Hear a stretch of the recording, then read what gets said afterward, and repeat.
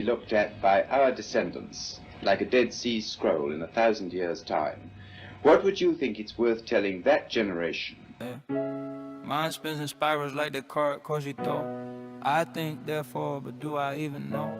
Hume said the sun might not rise in the morning. Patterns ain't proof, just habits we adorn. Russell's teapot floating out in the void. Invisible doubts that can't be destroyed. Belief ain't a bird and the skeptic employs. Question the noise, the cosmos ploys. Skeptic's eyes always peeping the fraud. Truth ain't handed down, it's wrestled from the gods. Doubts my temple, my faith is flawed. Think it through twice before I applaud. Induction wobbles like a table with no leg. Hume's knife cuts leave certainty begging. A billion white swans, blowing black renegade. Shatter the mirror, the cracks cascade. Cogito feels strong, but is it really? Thoughts build castles, clouds act silly. Russell's pot spins in the ether so freely. Prove it exists or the claim's too dreamy. Am I the dreamer or the dream in the show? The car wrestled devils, still didn't know. Faith and senses, they play tricks on a low. Truth's a mirage in a desert of woe. When you are studying any matter or considering any philosophy, ask yourself only what are the facts and what is the truth that the facts bear out. Never let yourself be diverted either by what you wish to believe or by what you think could have beneficent social effects if it were believed.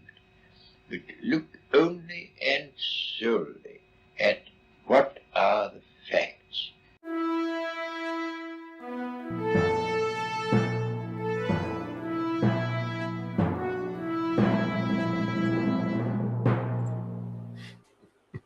Hello, everyone, and welcome to Skeptic Philosophy. Let me get your mic fixed over here.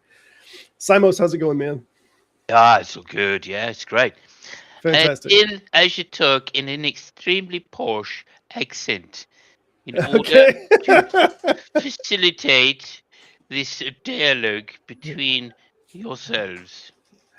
Good. Fantastic. I got an open chat. I did put a link in there. Anybody wants to pop in, you're welcome to pop in. I wanted to let everybody know Willow, which we had scheduled, and probably, if anybody follows the streams, it showed that he was fixing to be up here until about 2 hours ago, in which case the video thing changed and it moved him to the 31st, but he is sick. Our guest that was going to be on here today just got a stomach bug, him and his wife. So figured we'll just do the tried and true video review method, those questions that atheists can't answer, and we'll put them on the board and see what people's thoughts are on them. That sound all right? Sounds good. I'm eating, so I'm just going to hide my camera. Yeah. Yeah. I might be doing the same here in a minute, but I'm going to get this, try to get this video on the screen here. This is the video, and in fairness, I did see the first two questions. I listened to the first two, and I was like, all right, let's do this one. I figured this would be as good as anyone. Let me see if I can get this in a better format here. I don't want to do the full screen here. You know what? I think that size will be fine. As others come in, it'll give me adjustable size view on it. We'll do a review on that and go from there. Have you seen this video at all by chance? No, I haven't. I mean, 10 questions we can't answer? Yeah, and this one's a little different. It's instead of it saying 10 questions that atheists can't answer, it says, why are you an atheist? 10 questions. Oh, okay, brilliant. Oh, well, that's much more respectful. A little different in the format, so yeah. My name is Jermaine, and I'm going to ask you a series of questions as to why you are an atheist. Why do you hold that position? Do you want eternal life? If you don't want eternal life, just stop watching, because it's just a waste of time. If you don't want to worship God on earth. Okay. All right. Well, we're done. That was a quick video. Right. Thanks very much. Thanks for being straightforward. No, I don't want eternal life. But that doesn't mean I don't think there's a meaning or a purpose to watching this video. Right. That's just a non sequitur. I did see on the comments on the video that was one of the top responses was like, okay, well, thanks. 18 seconds well spent. And there was just so many likes that were on that one. But yeah, that's funny. I think when we think about the question, we've seen movies, we've seen all kinds of depictions and stories where eternal life is more of a curse than it is a blessing, from the Wolverine character and more, that the people who at some point they just don't want to keep on living. But I guess that would depend on the scenario in which you are going to keep on living. You know, it really would depend on what the scenario is that's being created, as whether you want to stick around a little longer. Yeah, I suppose if my brain was washed clean at the beginning of each morning, Right, I could right. remember yesterday, I guess that would be okay. But then I wouldn't know. So, Yeah, yeah. you know. What makes you think you want to worship God in heaven for eternity? See, now he's Heaven adding ain't a for whole you. new It's thing. just I'm just being So now he's added a whole new thing. Now you're just going to worship God in heaven for eternity. So now we know what your eternity is. You get to worship God in heaven forever. Okay. Well, either options that the Christians are giving, I just don't. I'm not interested in for eternity. Right. I mean, right. they always like to put the positive spin on it and say, "Oh no, you get to worship God." But of course, what they really mean is if you get into heaven. But if you don't, you still get eternal life. Right. It's just out of torture. Yeah. being real. I'm not being funny. I'm just being real. If you don't want eternal life, just stop watching. Does the God of the Bible exist? Yes or no? No. Yeah. Yeah, I don't think so. I have no reason to think so. That's just where I'm at on it. Yeah, hard no for me. No? Well, No, prove it. obviously. We'll prove it. Okay, Oh, now okay. Well, this is hilarious. where do we start? Oh my god. Well, before we even get started on that, I wanted to see that there's a burden shift here, that he's saying you have to prove that the God of the Bible doesn't exist, as if that is someone making the anyone that makes a proposition. Obviously the onus is on them to prove the proposition. This is something that has been in philosophy going back past Plato. You know, all of the older Greek philosophers took the onus probandi as the standard, that you can't have knowledge about all things in the universe. So therefore, whoever's making the proposition in the affirmative needs to show proof and convince people to the affirmative, not the people that say, no, I doubt that. So if you say there's a flying unicorn that flies around the city of Manhattan, for example, and has a rainbow flag following behind it, can you prove that doesn't exist? No one has to prove that doesn't exist. It would be your job to prove that thing in the affirmative. But that's a quick little burden shift you did there. Yeah, I like it. But I mean, I don't mind the burden shift. I'm all right with burden shifting. Yeah. You know what I mean? It's still good. That's what Santa Claus does, after all, doesn't it? Yeah. Just shifts a load of burdens. Shifts a load of burdens. Well, some call them presents, but let's face it, it's material goods. Let's face it, material goods are a burden. We all know that. Anyway, I think there's the Euthyphro dilemma. Yep. Right, for one. So I mean, it depends what you're claiming Christian God is. Obviously, that's another thing. But I think Trinity, the Trinity paradox, doesn't make any fucking sense at all. Well, hold on though, Samos. He said the God of the Bible, and that's not even in the Bible. So that's a post-biblical. That depends, doesn't it? Because in John it says the Father, the Son, and the Holy Spirit.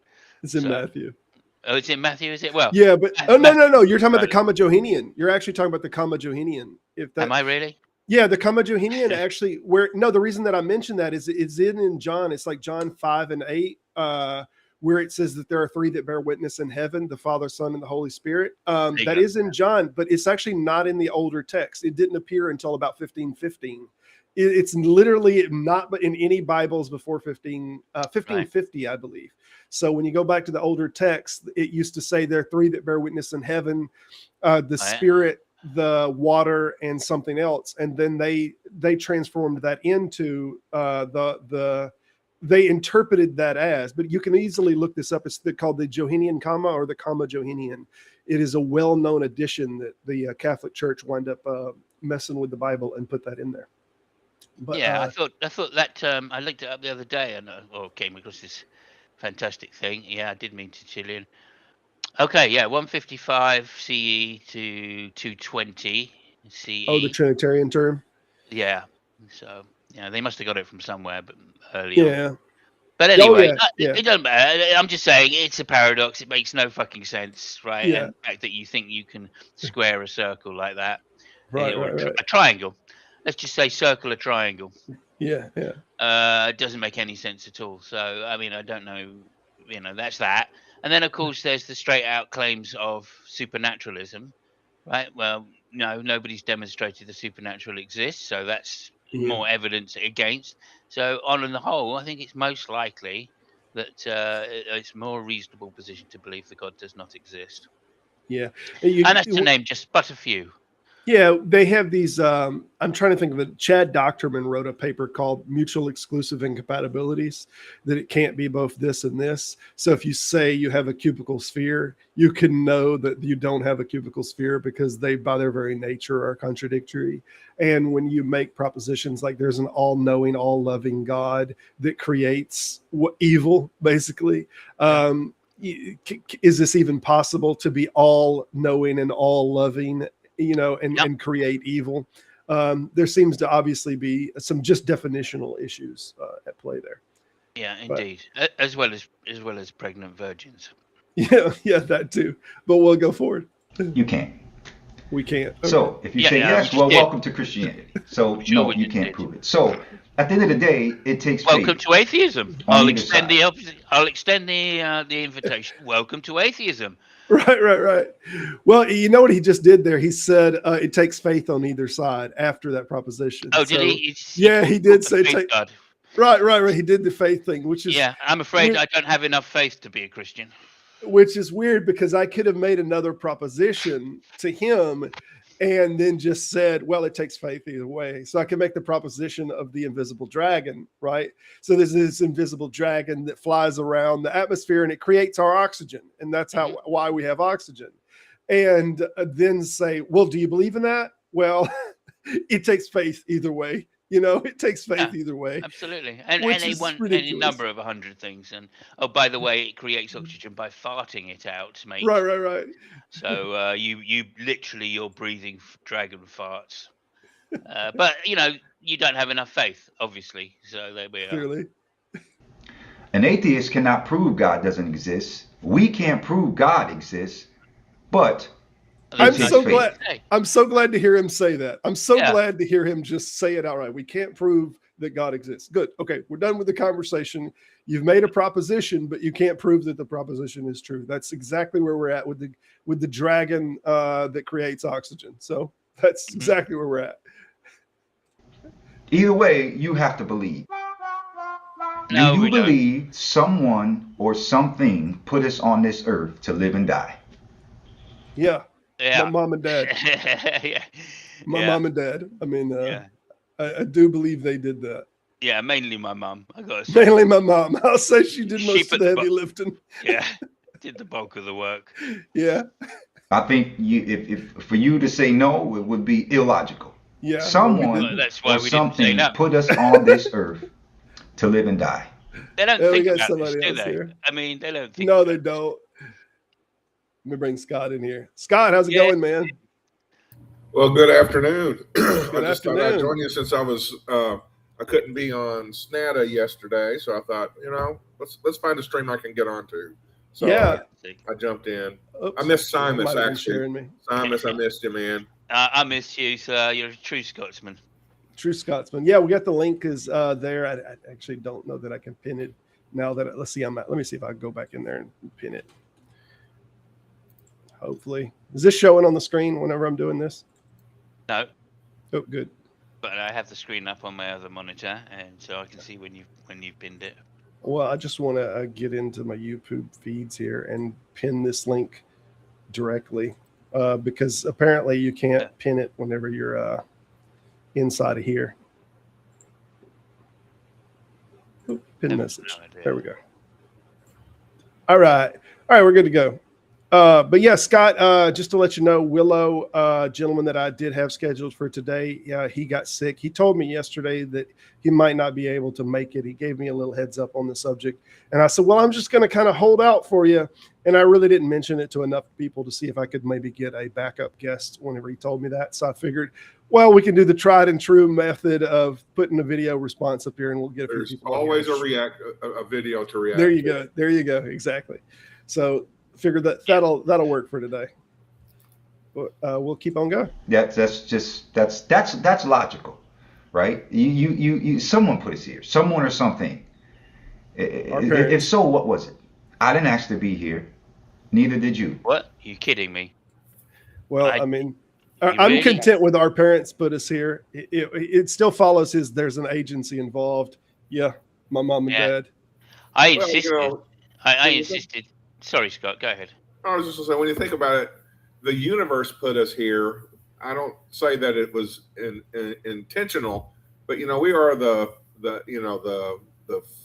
finishing touch of a long process started, you know, what, 13, 14 billion years ago. And it's kind of amazing when you think about it. It's kind of scary when you think about it. But I don't believe an agency did it. I don't believe a God did it. In fact, those who say a God did it don't seem to have much grip of reality in order to, you know, make me think that they're onto something. So yeah, we're the end product of a universe that put us here. And of course, yes, and that includes our mothers. Happy Mother's Day to everybody.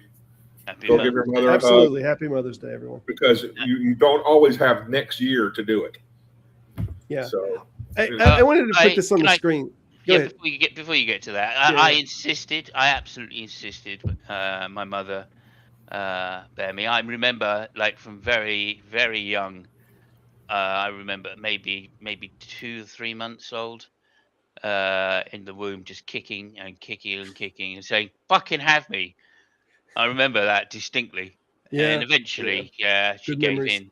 Oh, Yeah. good memories, good times, good chat. Yeah, for sure. And also, when I came out, the first thing I said, "Stop playing me fucking Elvis records. They're not going to make me smarter." Claire from Secular Quranism put a comment up here. If the exercise is for us to show that we know the difference between good and evil in theory and in practice, then there must necessarily for there to be evil for us to distinguish from good. But there didn't need to be. There could be simply, you wouldn't call it good or bad as a contrast. There can just be people not dying and having a complete immortal life, or that they reach a point or a period, if we're going to do things temporal, that they simply die and that there's no pain, there's no suffering or anything like that. So even if you get rid of these concepts such as good and evil, if you do things of suffering or not suffering, it could have been that there is not suffering. We know that it could have been that suffering was not. Yeah, and what exercise? You think that life's just an exercise? That's very worrying. Because really, it's a lot more than an exercise. We're making a journey here, and it might be the only journey we have. So I feel sorry for somebody that holds that position, and we can know the difference without a God. A God not necessary. Let me put it that way, for knowing the difference between good and evil. If you choose not to know the difference because you're ignorant of living without God, that's your problem. But I'm not. Stub my toe. God, why? Yeah. I love that. I love that expression as well, right? Because now every time I hear of people stubbing their toe, I just think, "Oh, Dr. Johnson." Dr. Johnson, huh? Yeah, he's the one that refuted Berkeley's idealism.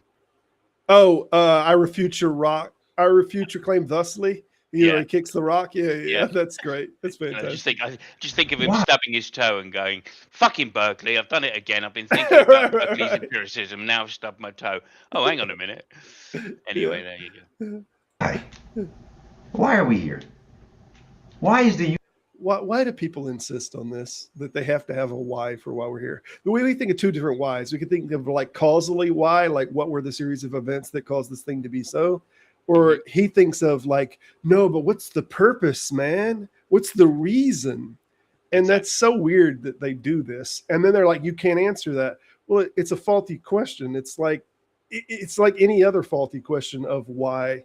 Like, what is the purpose that you took a crap for? Well, it's more causal. Like I felt a rumbling in my stomach, you know, it's not as if I have some divineness about it, or well, see, I was really thinking about it, and no, it's just causal. Yeah, and just about everything is, by the way. Everything we do is causal to some degree, even if we're unaware of the actual cause of it. And also, I think that, you know, referring to the stomach there is a very good thing. I happen to think that that's where morals come from. From your stomach? Yeah, it's an adaptive process of disgust and dislike. Hey, you got a definition for good and evil there, Simos? Yeah, I'm just giving it here, right? So I'm giving an explanation for it rather than defining it, because I care not to define it. I just think that taking on religious terms and then trying to redefine them in what say empirical, you try to give some kind of empirical definition is almost a pointless task, because those words have already been skewed by 2,000 years, in this case of Christian history, which have come to define it in such a way as to be the absence of God. And I just think that that is not helpful when trying to tell people not to hurt each other or not to harm each other. Yeah. And so the whole thing is a bit fatuous to say, you know, look, let's just take this definition and change it over. I literally think what we're just talking about is something that we enjoy versus something that we feel disgust for. And that's the process of good and evil. And you could go a step further and say that instead of us as individuals, like that there's a collective consensus, and that whatever the center line of the collective consensus is, that's like what society. So if you're talking about morals, that it might be that which you're compelled to be, but if you're talking about ethics, it could be more of a larger group. So now the consensus of the collective is the ethics of that society. And the reason that I think about it like this is I think about money, like what is money? And money is something that we might have a physical representation, like we might have the dollar bill and we might say that this is money, but really if you and me don't agree that that's money, that we'll use it for trade, then it becomes definitionally it's not money. And you could also do the same thing with another object. Like I know what's the name of that game, Fallout, uses bottle caps, right? Yeah. They're like bottle caps is money. Some societies do shells. They'll pick the shell and they'll say, okay, this is money. As long as you can have a collective that will agree on that and you can make trade in it, then it is definitionally, ontologically, it's money. And what's weird is in the same way when we talk about ethics, like if we have a collective agreement that this is right and this is wrong, then that exists in the collective in the same way that money exists in the collective. You know, it's just a collective consensus of agreement. And that's why you have like moral change. Otherwise, how can you even account for moral change? Absolutely. Yeah. People do this Muslim thing all the time with like Muhammad married the 6-year-old and consummated at 9. Aisha, Right. And now we say, oh, that is immoral. But at that time and inside of that area, that wasn't moral. And just like money trade changes, that just wasn't considered immoral by the collective consensus. Obviously, who they polled would vary from time to time. They didn't care what 6-year-olds thought at the time. So I mean, there's that. I like to think of it more as I say, I've come to this weird position, right, where I'm grounding morals in our evolutionary past, right? So it's the guts that tell us what we feel, right? That's the way we measure what we feel. We smell something, right? If it's off, we don't put it in our mouths. Yeah. That's the process that's going on here. When we see something, right, and we think we disagree with it, then we feel that gut-wrenching disgust. And that tells us that that thing is immoral for us. But now, if you think about that carefully, you know, the reason we do that is because we're social creatures, right? So when we take on this burden, we all have a similar ideas about what it is to be social. We're all slightly different, but nonetheless, that's how we've evolved. We've evolved to be social creatures, which kind of means that there's a baseline there already, although it's not agreed upon. Yeah. It's unstated. Right, but nonetheless, we all know the smell of bad meat. Right. None of us would put bad meat in our mouths, right? Necessarily, maybe under exceptional circumstances. So it goes to show that this is not objective. But then the second point I make, then we still have to think about whether we're going to put the meat in our mouth, right? We Yeah. take on board the data of it being like off, and then decide whether it's worth taking the risk to eat it. So, and that's very much like us subjectively identifying morals to exist by in your case, the ethical concern. So you're cutting out a little bit, Simos. I don't know what's going on with your mic. Is anybody else hearing Simos cut out a little bit? I'll get it closer. That might work. There you go. Yeah. So, like, I do think that it obviously, morals are subjective in that we have to respond to a situation, and we do that with our minds, defining it as subjective. That doesn't mean the grounding has to be subjective, or it has to be universal amongst humans either. It could still be objective, and it's not universal amongst humans because of this derivation that we do to define more closely which things are moral and which things are not. Right. Well, that goes to, and I actually had this conversation about taste, whether the category is of taste can be objective if a singular thing, everyone inside of that, let's say poop, and I use the poop for an example, and every human says, when asked, does poop taste good? All humans are like, no, it does not. Does that then mean, because all humans say that it does not taste good, that the category that is taste is then somehow objective? And because people classically use the example like the death of babies, like to unalive a baby, is this immoral? And every person was, well, of course this is immoral, but how is this different than saying, does poop taste bad? And everyone just collectively agrees, yes, that it tastes bad. But to your point a moment ago, your example is a little complicated by the fact I have never tasted poop. Yeah, sure. I still believe it tastes bad, and I'm not going to. You've smelled it. You've smelled enough to say I don't want any of that. But anyway, continue. I'm sorry, I didn't mean. No, it's okay. Well, the other side of that is if you think about what bad is, it's bad relative to you. It doesn't mean that it's intrinsically bad. So if we would do take a poll amongst many flies, yes, they will land on the poop. But they think the poop is quite good, right? So there's nothing wrong. So in that sense, does poop taste bad? And every human may agree that it does, but every fly totally disagree. Yeah. I think my mum used to say 30 billion flies can't be wrong. So right, there you go. Whenever I did something questionable, that was her response. My grandkid, one of them, I was talking to the other day, and I mentioned that dogs will sometimes eat their own poop, and they could not believe it. Yeah, well, they lick their own. Yeah. There's a lot of things dogs do that I guess my kid hasn't, and my grandkids haven't really noticed, but because they had 3 dogs at one point. They've not gone through the poop throwing stage yet. That's monkeys. Oh yeah, well there we are. Same difference. Do you believe in free will? No. No? Well, you use your free will to become an atheist. Are you saying? You know what's so weird about this one? I would deny that. It's so weird is John Cohen does this video all the time. He wrote Unconvinced. There you go, Unconvinced. And he mentions this and he talks about it in his book and all that that you can't just believe because you want to believe, that no one can just believe a thing. I want to believe this thing is true, therefore I believe it's true, right?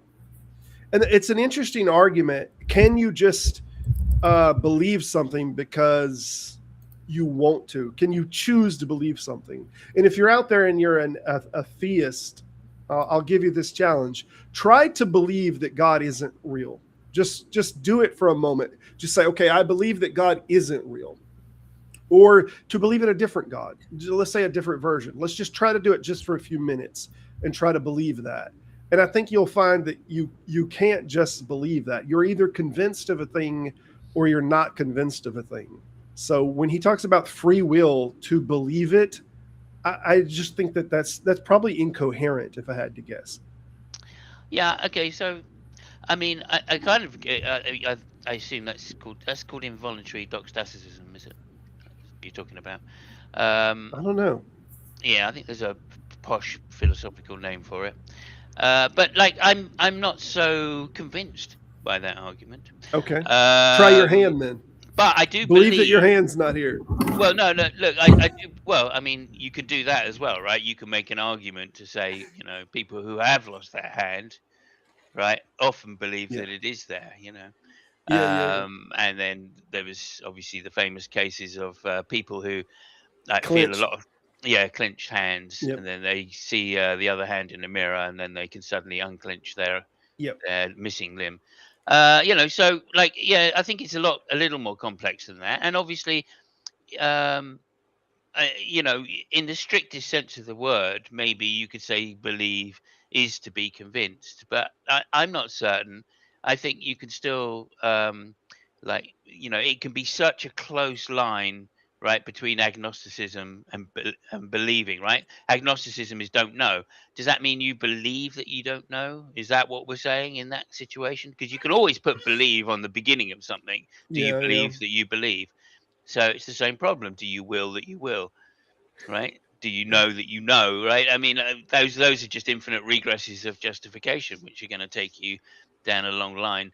So I do struggle with just saying believe is to be convinced. Right? I think you can believe something without being convinced. And the example I would give would Yes, be to please. say something like, a lottery. Hmm. Right? So you can believe that you're going to win. Right? Hmm. You buy a ticket because you believe you're going to win it, right? Not because you might win it. Some people probably go, right, this is my week, right? Gambler's fallacy and all, right? Hmm. Oh, look, the next time I toss a coin, it's going to come up, mate, and Yeah. that can be true, right? That you do believe that to be the case, But but that's depends on what you're giving weight to. Like you can give emotional exactly. weight to something or logical weight to something, but you can lean more into your emotions of it and say, like, your emotion can be that which puts its finger on the scale, and you want to win a lottery, but it's still your emotion is convincing you of it. It might not be a logic. Like we might want to say that everything that we are convinced of, we should be convinced of logically. But the truth is that doesn't always happen. Sometimes we're emotionally convinced of a thing. This is why many spouses stay in, abusive relationships, because they're emotionally convinced that this is going to change. But they're still convinced of it, regardless of whether it's logical. Right. Okay. Yeah, I don't know. In the case of the lottery, I'm not sure you can be convinced that you're going to win. All right, but you can certainly believe you are. So I think that there is a subtle distinction there, and just to say, but that's again, do you believe that you believe? When you say that. That's the problem with putting these two things together: convince and believe, because they're the same thing, right? They're Yeah. just at that point they become synonyms, and I'm not sure that's very useful. Whereas when I use the word convinced, I'm talking about referring to evidence. When I use the word belief, it could just be an emotional attachment, and I think that What that distinction could be made. And if you dissolve that distinction, then perhaps you're just saying that you believe, and in convincing is nothing to do with it.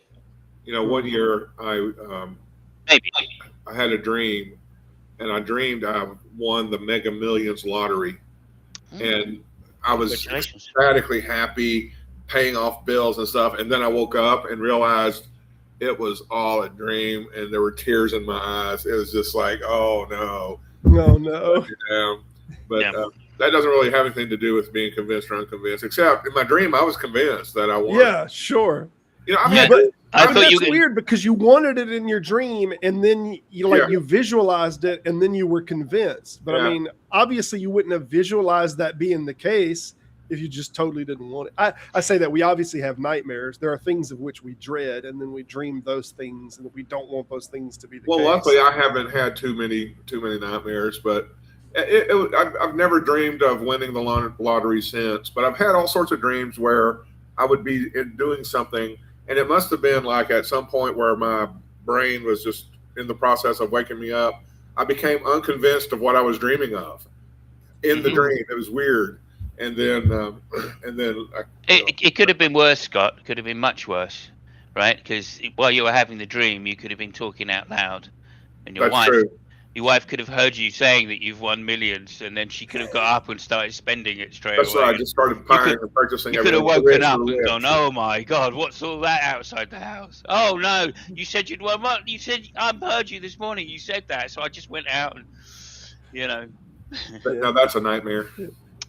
Kurt's fixing to come in here, but I wanted to say Future of the Earth said that he dreamed of getting back with an ex-girlfriend and then woke up punching the wall. Maybe there was a little bit of schism as to what you really wanted and what you don't want. Logically, you might have woke up and the logical faculties hit you and you was like, whoa, my God, why would I ever want to, but maybe you really did want to. Bring Kurt in here. Kurt, how's it going, man? Hey, it's good. I just wanted you to know that on a TV show called Nathan for You, there was an actual experiment where they made poop flavored yogurt, and people universally did not like it. Thank you. Thanks. There you go. There we go. Did you hear the fly analogy? Yeah, I did. Okay. And I think we might have talked about that before. We might have brought it up in terms of morality. We're just doing a video review here. My guest, unfortunately, for today is sick. So we've rescheduled them, but Willow's sick today, him and his wife. This guy's obviously never seen Highlander and never listened to Queen. Yeah, there's a lot of things that he just, like earlier, I don't know if you were here when they were covering the subject of well, we'll just keep on going rather than Who Wants to Live Forever. Exactly. Yeah, Who Wants to Live Forever. Right. But anyway, we'll trudge forward. The good and bad choices you made in your life, someone foisted you to do that, or do you take full responsibility? Yes. Truth is, if I knew the evil things that you've done to people in this world, the concept of free will and determinism and such, like forced you to do something. That's not really what determinism is. Well, they do something of a straw man argument rather than understand that these have different local scales, so to speak. I mean, people that believe in determinism, we still use words like choice, or that I chose this or I chose that. But in the broader sense, we just mean the components that are us chose that. I mean, it doesn't mean that in some sense we were able to transcend all of our raising and our other compellments and whatnot. Yeah, like if you change the word choice to did, right? Yeah. I chose that rather than I did that. Then that what does choose mean in that case, right? You still ended up taking action, right? So who cares really? But I understand that it's important for people's psychological well-being that they feel they have some control, and it's certainly very important in the legal system for taking responsibility for your actions. Sure. Yeah, and the question I have is, like, you guys sound like you heard him say forced, but I heard him say foisted. Did I mishear it? Mm-hmm. I heard foist as well, I think. Yeah. So how about you say that? Yeah, he did say foisted. Let's see. And foisting is like foisting is like when you abrogate your genuine responsibilities and try to put them onto someone else, right? Well, isn't that kind of what Christianity is about, right? Christianity is literally about getting Christ to be foisted with your shit. Yeah, I don't think he used foist. I just don't think he did. I think he said foist, but let's find out. Become an atheist. Are you saying the good and bad choices you made in your life, someone foisted you to do that, or do you take full responsibility? Truth is, he did. I have a definition here for foisted or foist. Okay. To foist something on someone means to force them to accept or experience something unwanted, often through trickery, stealth, or deceit. Forcing acceptance, deceitful passing, surreptitious insertion. Well, it doesn't matter, because I think we've already all agreed that we make the decisions. We have our own autonomy, that there's not an external force that forced us to make a decision in the broadest sense. The external things make us make. But on Christianity, original sin is foisted on everyone. Sure. Yeah, but I think it's an interesting choice of a word. It is an interesting choice. He's asking, though, that if we feel like we've been forced or that someone has foisted upon us. And so I don't know. I don't think it bears anything either which way. I don't think he has any real concept of determinism. I don't think he understands. I think he just meant forced. But that's really weird because for somebody who believes in a supreme being having a divine will, which is abrogated every decision in the future for the whole of humankind in order to end up with, sacrificing his own son and then coming back and destroying the earth and making it anew. I mean, come on, like you don't believe in determinism? That's some world-class foisting. Yeah, he had no choice. He foisted upon himself the sacrifice narrative to start with. So then he had to, go along with it because sin can't be forgiven without blood. Let's face it, that was a difficult conversation. I mean, I don't know if you've ever spoken to a teenager, but just getting them out of bed sometimes can be impossible. Yeah. Let's see. If I knew the evil things that you've done to people in this world that God knows about you, you would probably run under a rock. And guess what? The same goes for me. Good. I don't know. Why do they always tell on themselves? Yeah. Like kind of a bit of projection because there's some things I wouldn't want people to know, but they're mostly embarrassing. Just they're not evil. They're just awkward. Yeah. I'm an awkward motherfucker. And it's just tough to present to the world some of the stupid things I've done, but they're not evil, So I don't know. I think he's projecting. I'm going to say it. I'm going to say the evilest thing that I ever done. I'm going to get it off my chest. I was young. I was a child, and I was very bigoted against gays. And I was probably 10, maybe younger. And there was a kid that we collectively, everybody was like, "Oh, he's gay." And I throwed his bike in a pond, and I regretted it greatly later as I growed up. And I saw him one day in a Walmart, and I saw him, and I approached him, and it was kind of weird, but I did tell him, I apologize. As a child, I was but yeah, looking back, that's probably like this bigotry that I did. It's the worst thing that I can think of. I do remember being very bullyish towards him and throwing his bike in the water. I remember. I think most of us would have done things in childhood that we regret. Sure. But right. As an adult, like I maybe I'm like not normal, but like I can't really think of too many things I've done as an adult that I wouldn't just go, "Yep, I did that." Yeah. Well, I mean, there's embarrassing things, whether it's farting. Yeah, embarrassing, but yeah. Not like, oh my God, if that was on the front page of the paper, I would like be mortified and want to like do something horrible. I would just go showing up at a gathering, not dressed according to the accepted dress code or whatever. Yeah, right. Everybody's dressing formal, and I show up in my jeans. No, I can do worse than that's that. so evil.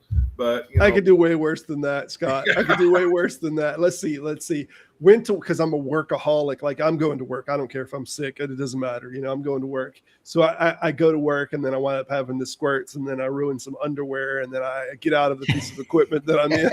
Those ruined underwear, I'm like wadding them up and throwing them in the bushes or something like that. Go back to work. Yeah, but these are embarrassments. Like this is what episode. But I hear this routinely from theists, and I really have to wonder: like, is there something to this? Yeah, there is something to this, and this is the desire to be more like Jesus. In other words, a victim. All right, so they love to say, "Oh, look, I've done something wrong. Please victimize me." I feel dirty inside because I'm, a shameful person, and that makes them feel more like Jesus, right?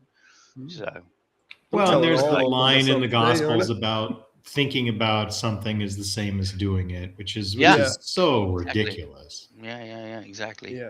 Yeah, maybe they're thought crimeing themselves. Maybe I don't know. Who knows? Yeah. Maybe this guy actually has done some things, and he's not just. He's projecting that onto everyone else, maybe. I don't know. When it comes to thought crimes, I've definitely done a few evil things. Yeah, I've done a few evil things in my mind, for sure. Just today. All right, let's go on. Is the reason why you don't believe in God because you can't see him and there's no evidence? Yes. Well, yes. Yeah, that's probably a big. There's no evidence. Straight up, that's a great analysis. Or the bullshit things that people attribute to God are better explained by science, psychology, sociology, what have you, much better than, oh, this magic being did something. Or should I say supernatural being, because God's not magic, he's supernatural. I don't want to let him off the hook. Lucretius didn't have science, psychology, or any of the stuff we have, and he was already clear cut that the gods weren't doing anything and they didn't interact with people, and there was nothing to it. And Wang Chung, same way, in roughly the same era, in like halfway across the world, came to the same conclusion. So this isn't hard to figure out. It's just something people don't psychologically want to address. I wanted to say also, in my youth, or it wasn't too youthful, I did take a bunch of Vaseline and stuck it on a bunch of door handles on a bunch of cars. So when they grab it, there's Vaseline underneath the door handle. And I'm going to be honest. I was barely an adult, but I was already an adult, and I did that. So. Well, barely an adult. And you're so embarrassed about it, you're admitting it in live with your face all out there. Right. It's not so that bad. Did you check the statute of limitations on those? That's why you're selling us. Yeah, that's vandalism. I'm way past it. I think I'm way past it. Oh dear, I'm not even start. Barely adult males' brains aren't finished developing yet, so they do a lot of weird impulsive things. But that's a great joke, a great practical joke. Well, what's weird is in training, I turned someone into a newt, but they got better. Whenever I was younger, I actually, when I was a kid, I broke into a high school before with some friends, and we wound up discharging a bunch of fire extinguishers in the high school, kind of shot them off. And then we wound up getting caught and arrested, and I raked, I don't know how many leaves over all of that. But whenever I grew up, now I'm a fire extinguisher technician, and I wind up being the technician called for service for the school. And now I'm in the school many years later as an adult, and I'm working on fire extinguishers. And I'm like, the irony of this is just the temptation. That's proof Hinduism is true. No, it wasn't a temptation, but the temptation to relive your youth and go, I can feel 18 again. Oh, this was brilliant. Oh, fuck it. All right, Robert, I'm a Hindu now. You convinced me. Okay. Here we go. You can't see a lot of things. You can't see friendship. You can't see love. You can't see fairness. You can't see justice. What do you mean? You can't see gravity. You can't. Oh my God! What the hell does he mean by see? What does he mean by see? For goodness' sake! They hear an abstract noun, and it literally crosses their circuits in their brain. Abstract nouns and theism are just this whole thing where they're like, how do we have a word that is a noun that doesn't have a thing to it? Like, how is that even possible? Because a rock is a thing, and a rock has the spot of a noun in a sentence. So when I have a word like disquisition, it must be a thing, just like a rock, because it's a noun. It's so bad. Yeah, when you get down to what these things actually are, literally everything that he named at its root, it's inside of the mind. So if he wants to play this game, I will completely agree with him that all of these things are in the mind. And then he wants to give us an external thing and say, and therefore God is not visible. Okay, I'll give you that. Let's assume that God is just like all of these things, though, and say that it also is in the mind. So, I'll bet if this gentleman typed into Google or one of the chat bots or whatever, AI chat bots, that if he typed synonyms for see, he would get things like perceive and maybe even detect.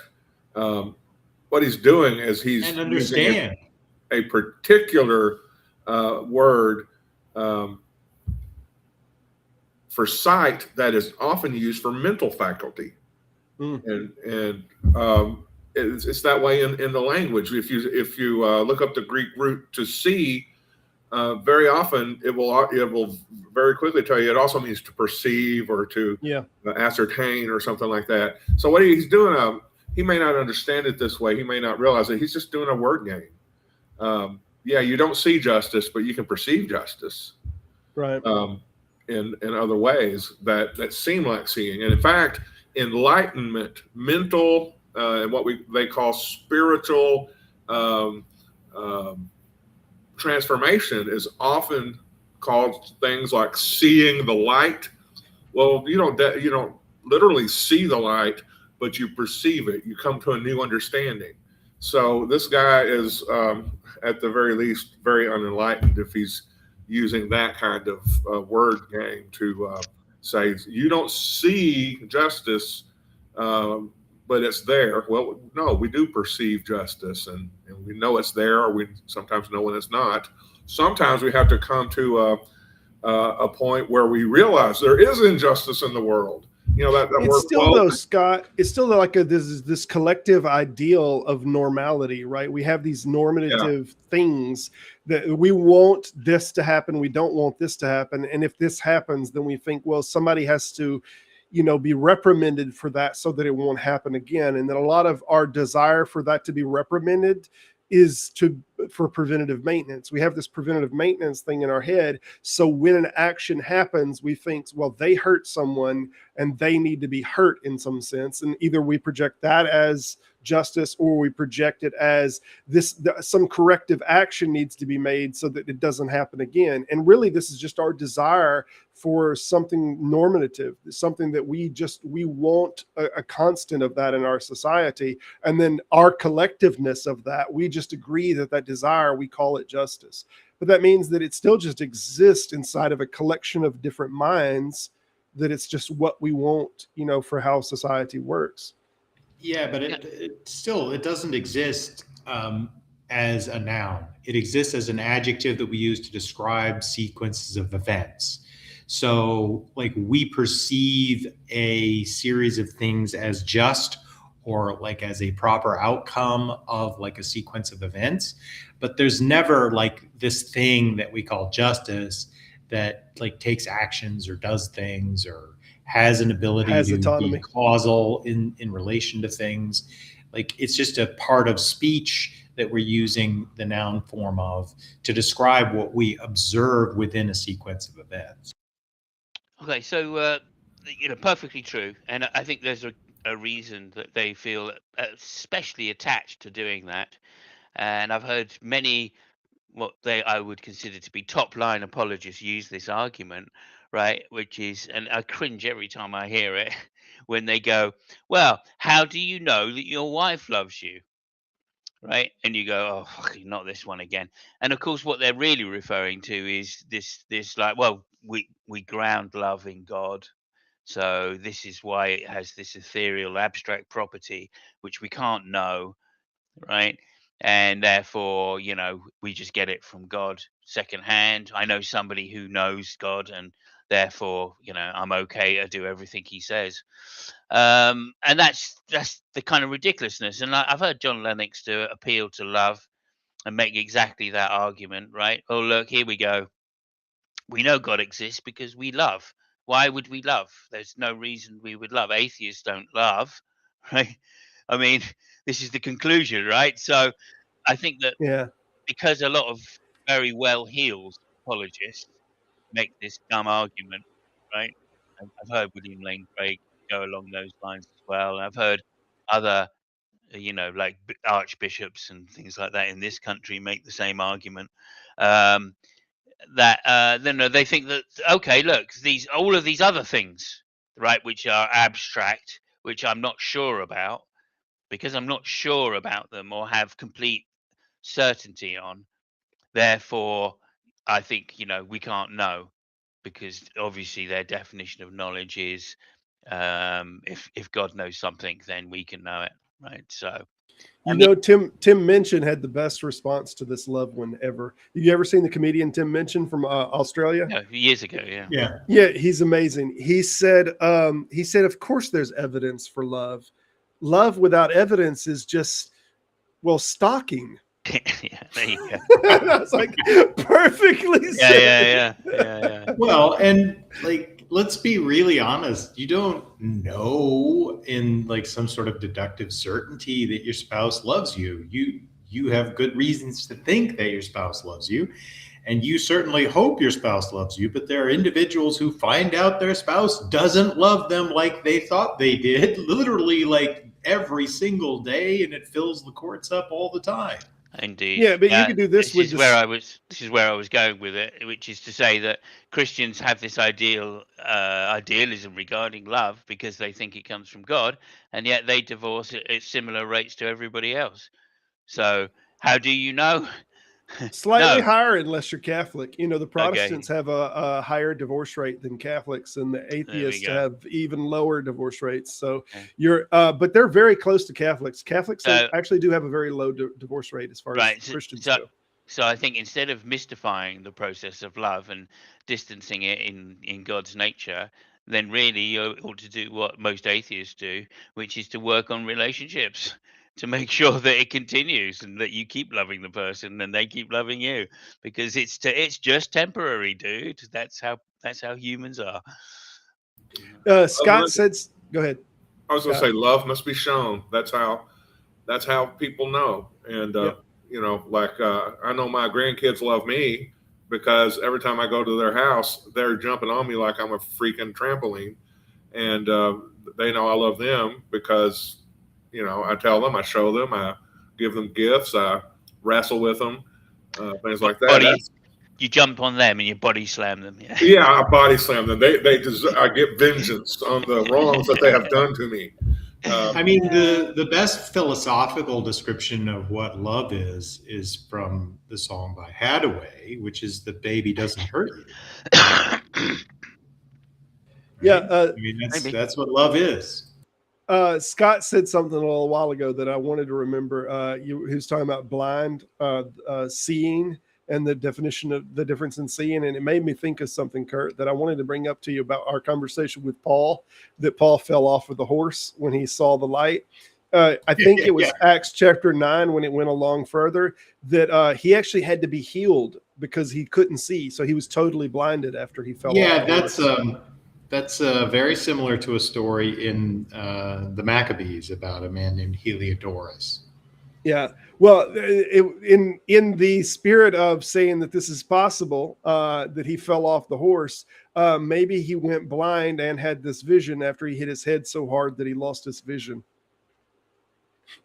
Yeah, that's a good point. It's a problem. He never writes about it in his own letters. Right. He never writes about it. I just want to give another definition for love. I can't remember the name of the band, but it was a punk band from the 70s, and they said love is a bag of chips and a fumble behind the bins.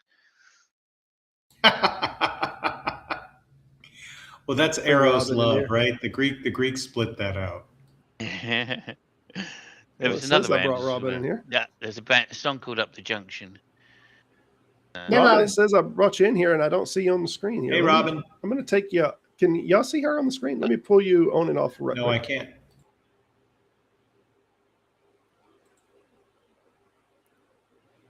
Whoop. Well, what is going on?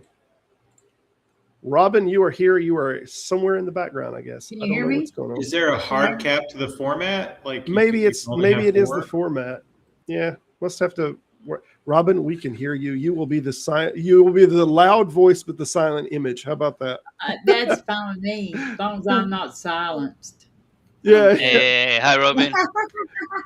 Well, happy Mother's Day to you, Robin. Thank you, Scott. Thank you. Yeah, and happy birthday yesterday, and happy Mother's Day today. Yeah. Yes, I appreciate all y'all that come by. So happy birthday to your sister as well today. Yep, today's my sister's birthday. So we're gonna trudge along. Had it all stacked up all at once. Yes, 3 my years. Parents, yeah. My parents like to have sex, I guess, about the same time every year. They have it on the calendar. Hell yeah. All right, we'll push play on this. We're doing a video review there, Robin. Meaning of Life by Monty Python. Well, we've had sex twice, and we have 2 kids. So.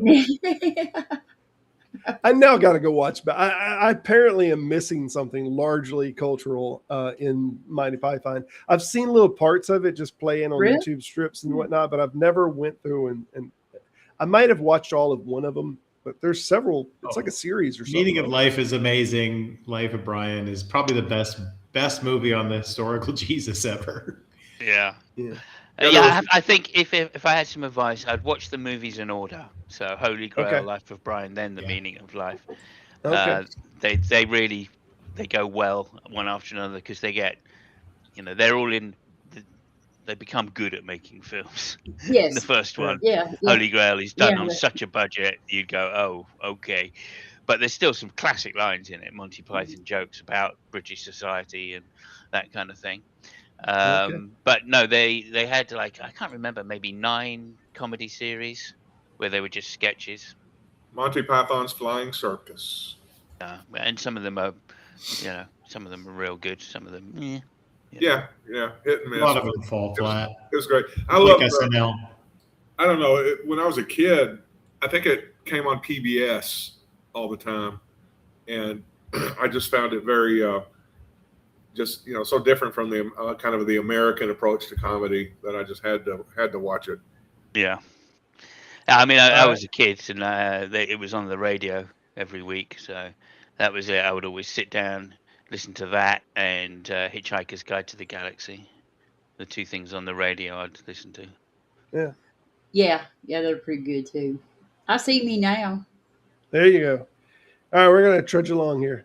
See energy, but you believe in it, right? It's there. Of course, those things exist. And now he finally said the last one he did an external thing. He mentioned energy. Everything that he said before is just an abstract. He did love, he did justice, he did a few different ones, but the last one he threw energy in there, which is an external measurable energy. So that was the only one that he done different that I've seen. But obviously we all know what energy. It gets things done. It gets things done. To be honest, yes, they do exist. But you believe in it. You didn't see the Big Bang, but you believe in it. You didn't see the primordial soup, but you believe. Were you there? Were you there? To be clear, you can see the cosmic background radiation with the proper tools today. Yeah, but were you there, Kurt? Yeah, let me guess. I mean, in the sense that I can see it. I mean, kind of.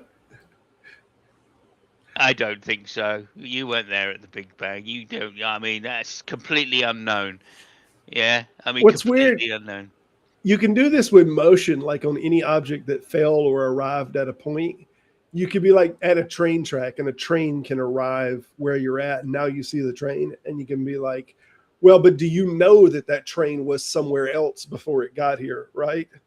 You can do this. The train track goes back that way, but you don't know that the train was back that direction. Yeah, I mean, if you have a kind of skepticism where you would always vote to acquit on a jury, then yeah, I guess you can't see it. But if you have just the level of skepticism that like you could vote guilty on a jury, then yeah, you can kind of see the effects of the Big Bang. You can't see it directly, but you can certainly see enough to convince yourself if you're willing to like do the basic things you need to understand to see it. Well, the problem here is that he's not taking his own advice, right? I mean, do you know Jesus resurrected? Because were you there? Right? Do you know? Do you know that Adam actually bit into the apple? Because you weren't there, right? I mean, and they're sitting there saying to atheists, "Yeah, but were you there? Do you know science?" And no one's claiming to know that there is certain, right? That's the difference, right? These guys are claiming, definitely Jesus resurrected from the death, 100%. That's obvious. That's historical fact. That is, right? I have the witness of the Holy Spirit inside me. Yeah, well, and that's not subjective. Okay. Yeah, absolutely. But nonetheless, right? If you were to say to them, "Well, how do you know that? Were you there?" Then they just go, I don't have to because God told me. Hizzle, what's happening, man? Like what? What's going on? Hey, Hizzle. Yo. Howdy, Hizzle. Hello. You could do this with birds too, and a bird crapping on you. A flock of birds could fall over you, flying over you, and it hits your shoulder, and you just look up like you don't know that come from them birds. You don't know that. Yeah, it's true. For a fact. I've had that happen. I was at a funeral. A bird shat on my shoulder. When I was younger, I always thought that was random, but as I've learned more about animal behavior, I've found out it's almost always not random. They're usually fucking with you. Yeah, it's amazing what they teach about corvid birds, that group of birds, and then I saw a video. I didn't watch the video, but it basically maintained that cardinals or somebody will watch you, will keep tabs on you for a long time, and that kind of made me feel creeped out. Yeah, I have places at my office where if I park my car, the birds do not want my car there, and they will shit all over it. And other places I can park, and they're perfectly fine leaving it alone. Yeah. I've found that if you park around trees, you will inadvertently get a lot of bird shit. Yeah. It depends on the tree. And the birds. Yeah, that's right. Yeah. Some girls I've been out with, no problem at all. We have a place that we park a company van at work, and anybody that parks their van there, a bird will land on the mirror and will shit on the mirror specifically. And it happens all the time.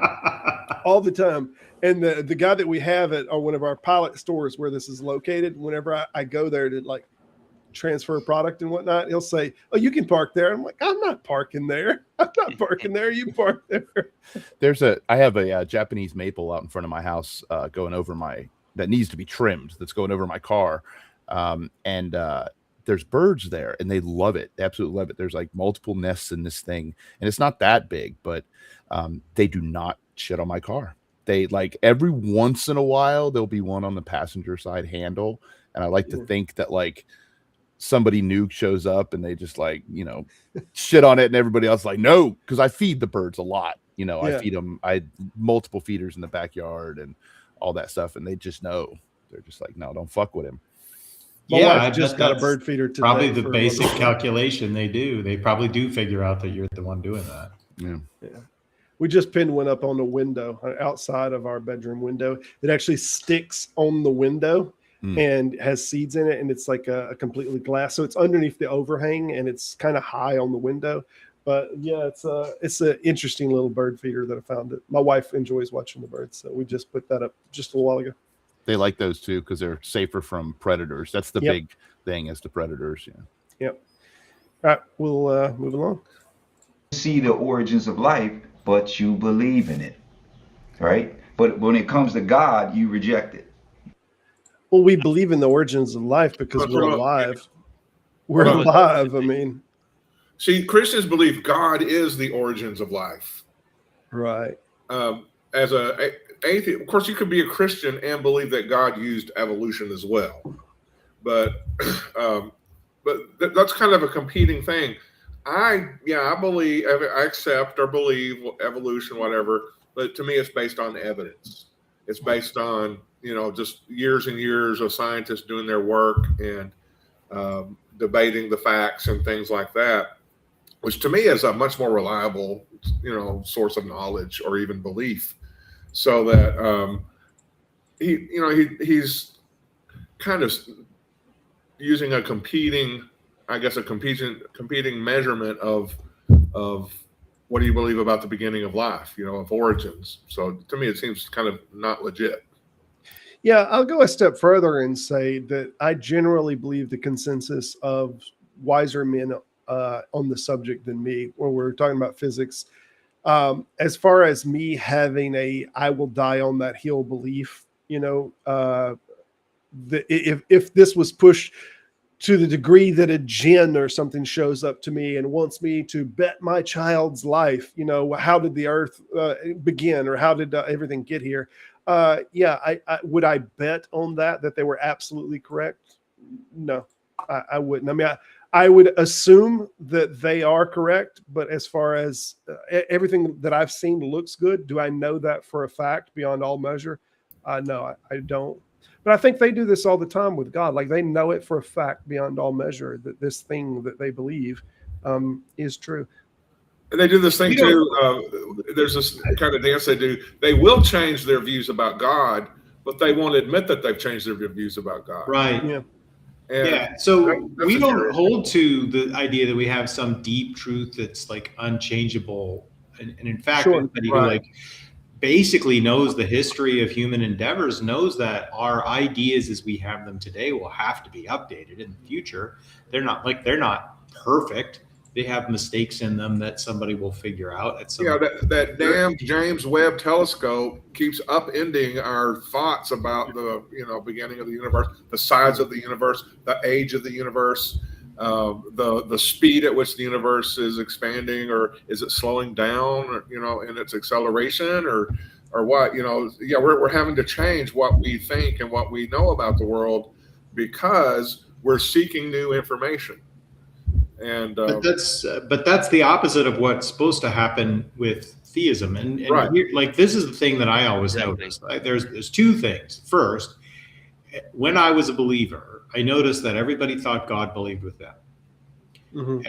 Everybody thinks they agree with God and God agrees with them. And when they change their minds, they just change their mind about what God agreed with. They don't ever think that, like, when I was younger, God believed this, but now that I'm older, I've seen that he's changed his mind and now he believes that God's eternal and God's opinions and beliefs are eternal. The believer just always is in full alignment with them. And when they change their mind, then God also changed his mind.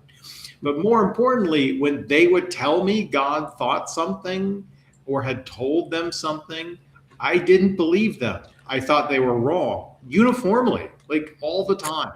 If they thought, oh, God's telling me that this girl's perfect for you, I'd be like, I'm pretty sure that's not God, even though I believed in God. So it's just, I don't think that their tracking of how the universe works is nearly as like good at updates as ours. That's all I would say.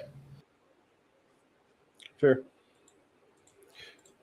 We could be wrong. If you saw that's the difference. We kind of always have the position, and everyone should have the position. When they're asked, could you be wrong? Everyone should universally say yes. Yeah, absolutely. God of the Bible, would you turn from your sin and become a Christian? Nope. That was not one of us. That was an audio on his video, I believe, that said what? that. I love seeing. Nope. I love seeing. Right, but if you were convinced that the God of the Bible was true and correct, would you then become a Christian? I mean, yeah, of course. No, I think it's a malformed question. Because I would convert to Christianity, and then I would expect everlasting life. Yeah. The God of the Bible just couldn't exist because the God of the Bible is described inconsistent. No, but that's not the question, Kurt. But I don't know that I would worship. I don't know that it's a malformed question. It's a malformed question. Well, that might be the case, but if it's a hypothetical, right? You have to engage with the hypothetical. Robin, they're rude as hell.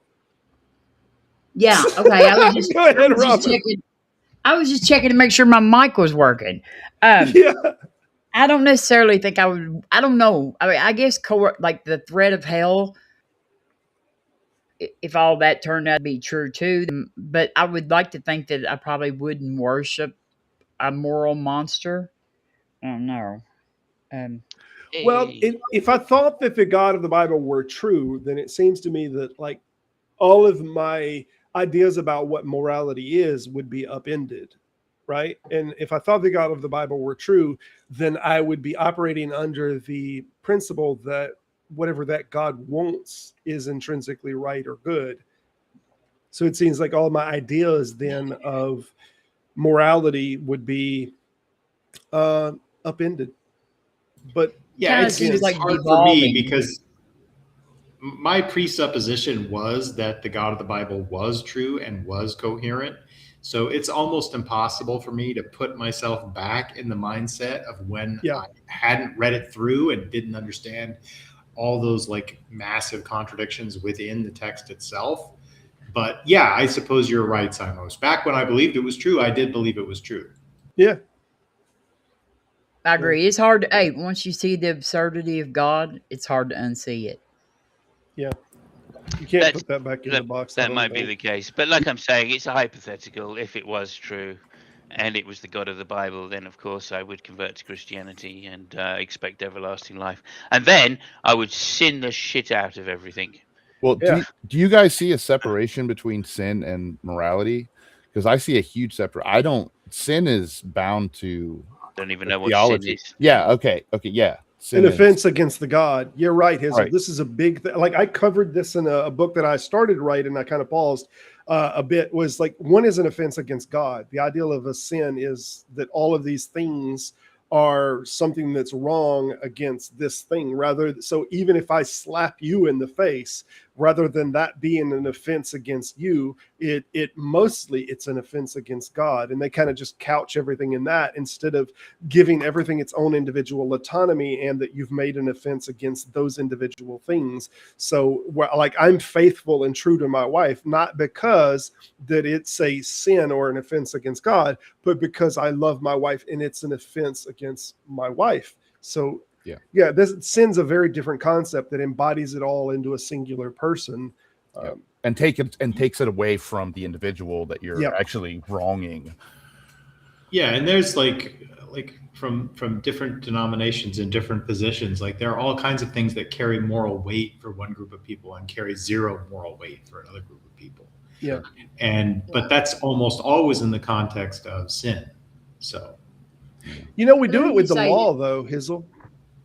I'm sorry, one second, Robin. We do the same thing, the embodiment with the law. So when we say that you've broke the law, it's not just that it's an offense against another person. Like, the law has made a declaration, and whether we don't like morph it into some character or person, but obviously there's some solid form of that. This is the law, whether it's speeding or whatever. So our offense isn't against the other people that were on the road when we sped, right? Our offense was against the law itself as a collective group. Literally a transgression. Yeah. The law is an entity. I think a lot of people do that. They stop at the law instead of, yes, we don't want to break the law because of what the law represents. Right. And people, it just seems like it's a continuation of that ultimate authority. Desire. Yeah, and ultimate authority. But we imbue the law. That's the thing. Like, the law is representative of us as a collective, for sure. Not the opposite way, which is what religions do with the God character. Like, it's not that God character is representative of us like the law is, but rather we are reflections of it, or we live to serve it. So it's very different. I think I think people forget that too with the law, and maybe fall into that same mindset. I mean, we associate with some people that have objectified the law, or have I see them very similar. But I get you. It's something that came out of the people, of course. It came out of the individuals. Yeah, of course. But these are definitely things that have second order reality and yet still can be causal, right? Traffic lanes, laws, bank accounts, for sure. Borders. These all are constrained, arbitrary distinctions that are like not available for a person to arbitrarily ignore, but they can be collectively created arbitrarily. Sure, of course. Well, I mean, like legality doesn't necessarily equal morality. Sure. But like I think I noticed. I think that when you say that morality is whatever is good is what God says, and what is bad is what God prohibits. I think that is very lazy, like as far as moral thinking. I think it's, if we go back to God always agrees with the person, it's just a way for the person to first of all, we don't have access to what God. Yeah, because we don't have access to what God says, regardless of what these. Because we have like several different books that don't actually all agree with each other. So, like, even if they did, that wouldn't necessitate that the God existed just because they agreed. But it certainly doesn't add to the probability that the God mentioned in those books is real. But like, besides that, we don't have. They cannot demonstrate that what God says is good. And in fact, the evidence that we see actually demonstrates, something other than that. So. I really hate when I see that. I think with God, that's a very interesting point. That with God, I think we can, or with people can, like a self-feeding system, in that their morality can change, and then their idea of what God accepts change, like their idea of God's morality or whatnot can change along with themselves. And we see people do that with the law, and the law doesn't change based upon your beliefs, and people fight against it, and they say, I don't understand why this guy didn't get life in prison and instead of 10 years. It's their morality is definitely more malleable. Even with God is not in their minds is not a static, or in their subconscious, I'd say, not a static source. I mean, God loves everything we love, essentially. That extrapolated out. All right, we're gonna move forward a little bit here with the video. I'll give you a few seconds to answer. Go ahead. I think we settled that. You would. You would believe in God all this. If you saw him with your own eyes, you would believe in him. Sure. You know what would happen if you saw him? Oh, Lord. You would believe for about 24 hours, and then you go right back to your sin. You'll be forever condemned. No, I wouldn't. 24 hours. Look, I would, hang on a minute. I've got to say this. I've already said, no, I would convert to Christianity. I'll carry on sinning. That's not going to fucking change, right? But I'd just convert to Christianity and then make sure that I repent of all my sins before I die. That's it. Right? I would definitely get an MRI first. I'd probably become Catholic, because that's the easiest way. Right? Then you're safe, right? I would strongly recommend, if anybody does have a Joseph Smith style vision, first go get evaluated and get a set of labs and an MRI to make sure that this is not like something internal to you that's happening. If you become a Baptist, you're once saved, always saved. So that's definitely, and you don't have to do any like cracker eating or wine drinking or anything like that. Like, I was 7 years old, and supposedly my salvation just lasts no matter what I do. So I would actually suggest that one if you decide you're going to go Christian. Yeah, becoming a Southern Baptist is like getting a bad tattoo. It's just stays with you the whole time. I'd probably just continue on how I did and end up burning in hell. Did anyone see the interview with Christopher Hitchens and that rabbi back in the day? When he was asked if they saw a 50-foot tall God, Christopher Hitchens had his drink. He was drinking some bourbon or something, and he was putting it up to his lip, and he was asked that, and he said, well, first I would, and he looked at his drink, and the rabbi cut him off and said, yeah, I would question what it was that you were drinking. Or Rabbi David Wolf. Right, and it was so hilarious that even the rabbi was of the opinion that if you saw a 50-foot tall God, that it might be more probable that you've drunk something that you shouldn't have drunk, than what you're actually seeing is that. I think we want external validation. I think more than going to the MRI, if other people were there, we would want to talk to those people and be kind of a collective social group with the other people that saw and experienced what we think we saw and experienced, and get that external validation from them that, yes, I saw this too. We are not crazy. We all saw this. That this happens with almost like UFO reports. You get these external validations. Like, I know I saw this. Did you see this? And then there's this kind of validating. But I love Rabbi David Wolf. I love that. I think that's who it was. I'm sure, because he debated him a lot, and I like him. Yeah, he's the one who knows the Exodus didn't happen. At least I know that. Well, I mean, if anything, I mean, it's spoken like a true rabbi. That's all I can say. I mean, I don't know what it is about rabbis, but they sure as hell, most of them don't believe in God. Yeah. Well, he holds on to it, but not by much. Yeah. I think it's their identification as a people that keeps the Jewish faith together and going. I mean, they have their fundamentalists as well, but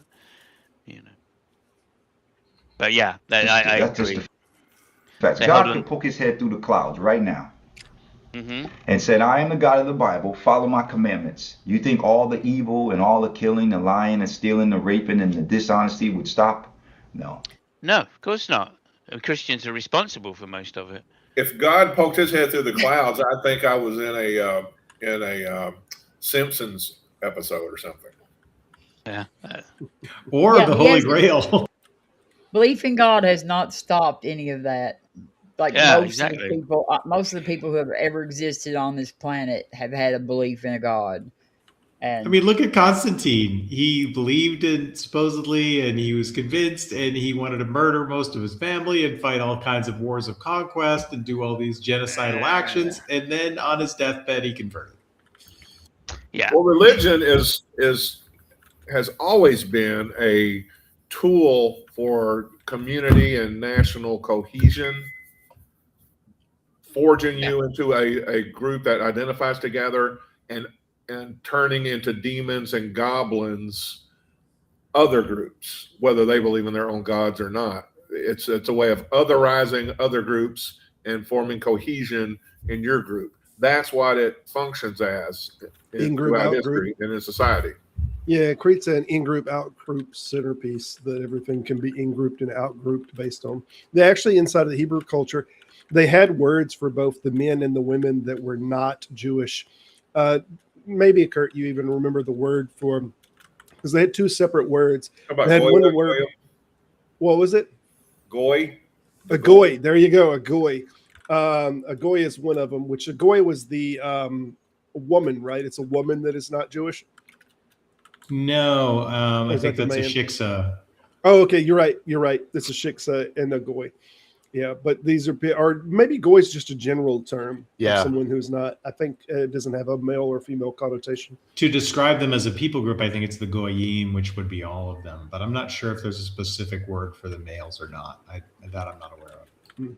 But it's people who are not in this group. They are not in on the end. There's these words that define the in group and the out group. Yep. I always thought it's funny that the word Gentile was supposed to be disparaging, and yet it describes men that are particularly kind in nature.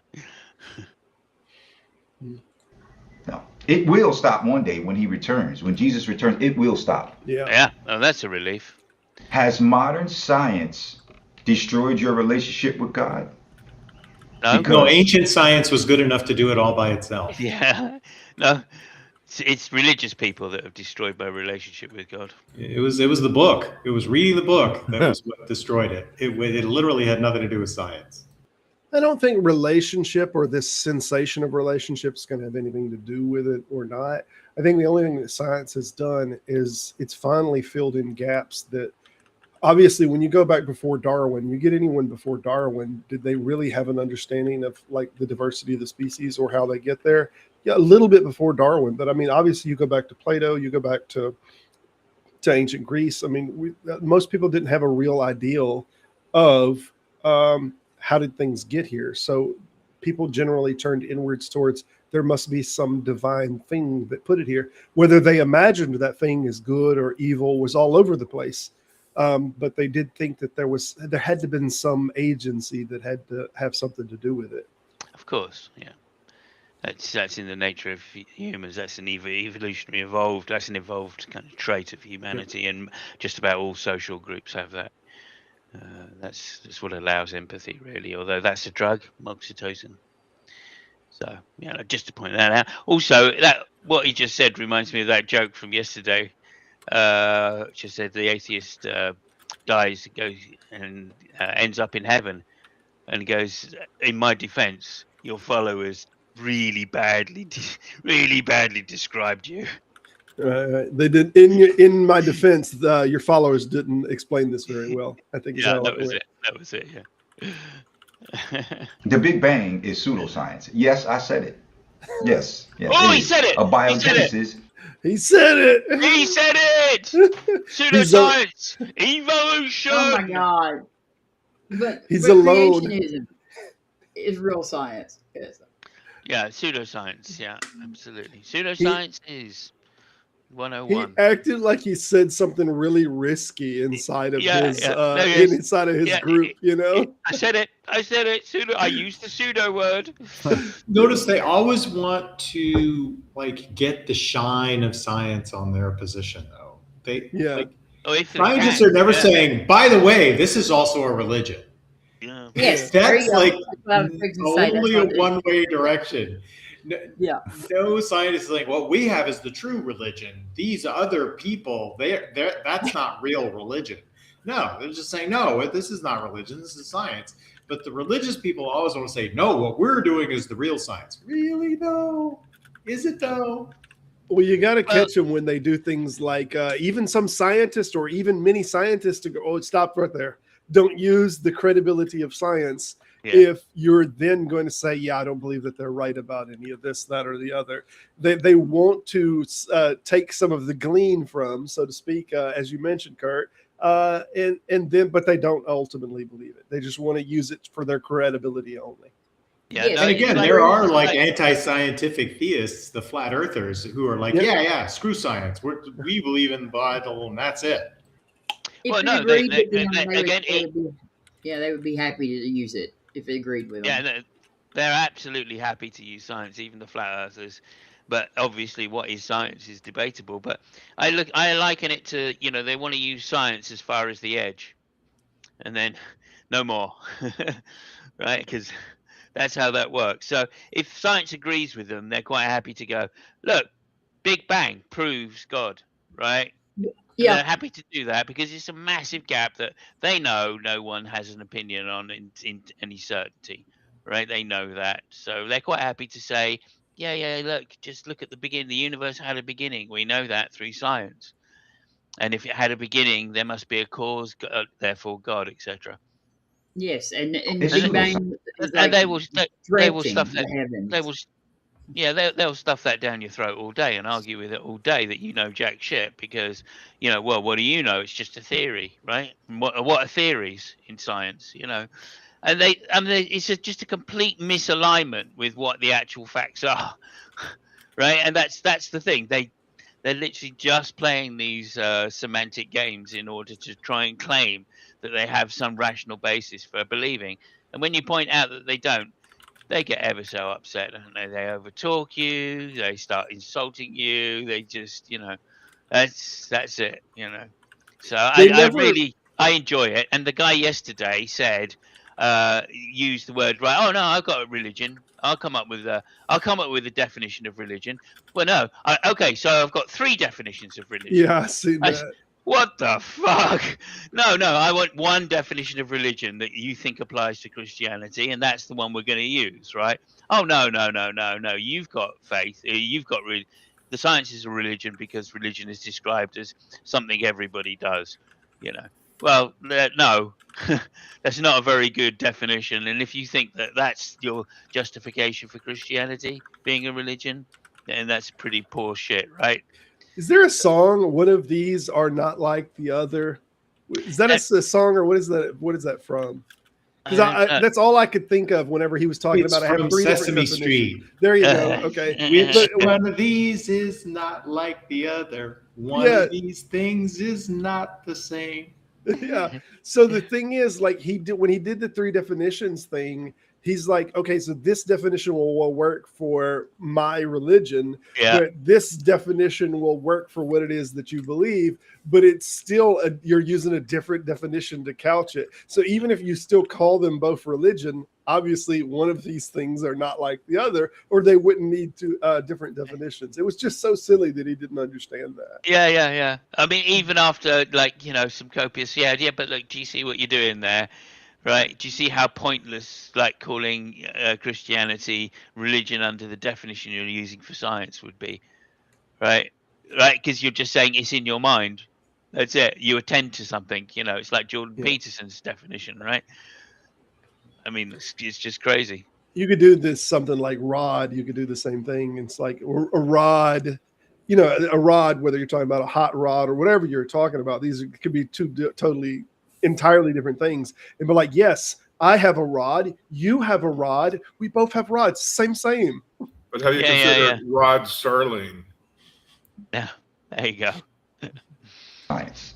It reminds me of the movie The Jerk, where Steve Martin's character gets told that his male organ is called His Special Purpose. And then he's in bed with Bernadette Peters, and she says, I'm looking for a man with a special purpose. And he says, that's me! I've got a special purpose! Good stuff. Do you remember what movie that was? Isn't that The Jerk? The Jerk, yeah. Yeah. That's a pretty funny movie. Yeah. It's all pseudoscience. The scientific method is observe, you test, and you repeat. Oh, this guy's a scientist. This guy's a scientist, so he knows exactly what the scientific method is about. It's not either. That isn't the scientific. That's some of it, but that's not all of it. And obviously, it depends on the discipline as well. Like I've said so many times, there are different scientific methods for different disciplines. So, but like that's another thing which really bugs me is, you know, they'll say, yeah, when you say, well, of course, you know, we know, so, you know, the best way to know the world is through the scientific method. That's the tool that we should use to give us the most definitive answers as to how the world works. And then they go, well, what is it? You know, and you're like, well, you don't know.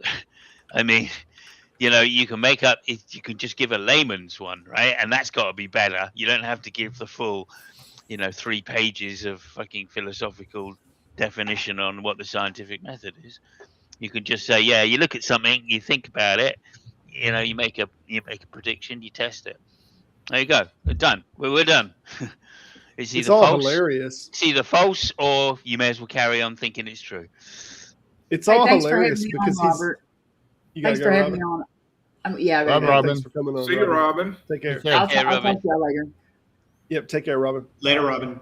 It's all hilarious because it's all basically, I know what science is. Scientists don't. It's all he's really saying. It gets me every time.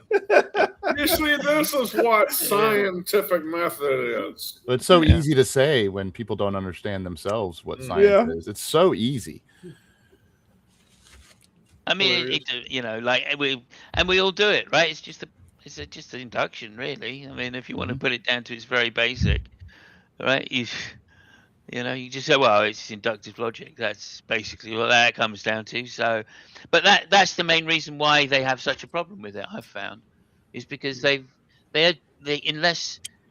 because they feel that knowledge has to be certain, they must have a necessary conclusion, which means they have to rely on deduction.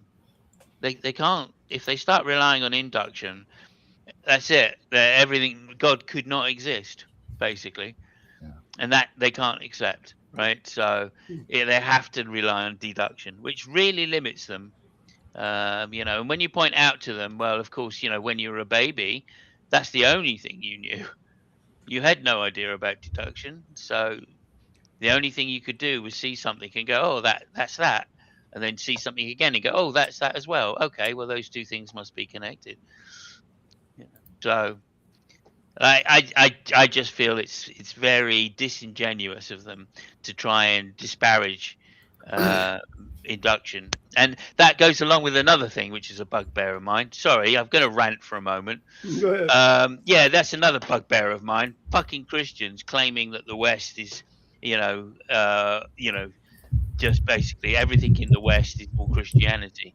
No, that's not the case, right? Aristotle was very important because he came up with logic, but he didn't just come up with deduction, because that's the only thing the Christians want to refer to when they talk about Aristotle.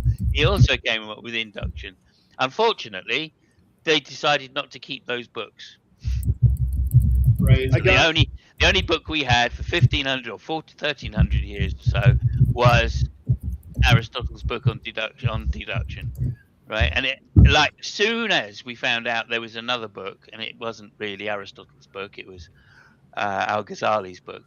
But as soon as that got translated into Latin into Europe, that's when progress started happening. That's when science started happening in the European continent started dragging itself out of this everlasting dark ages. Yeah, so, and I feel like Bart Ehrman is like the little girl with the little curl.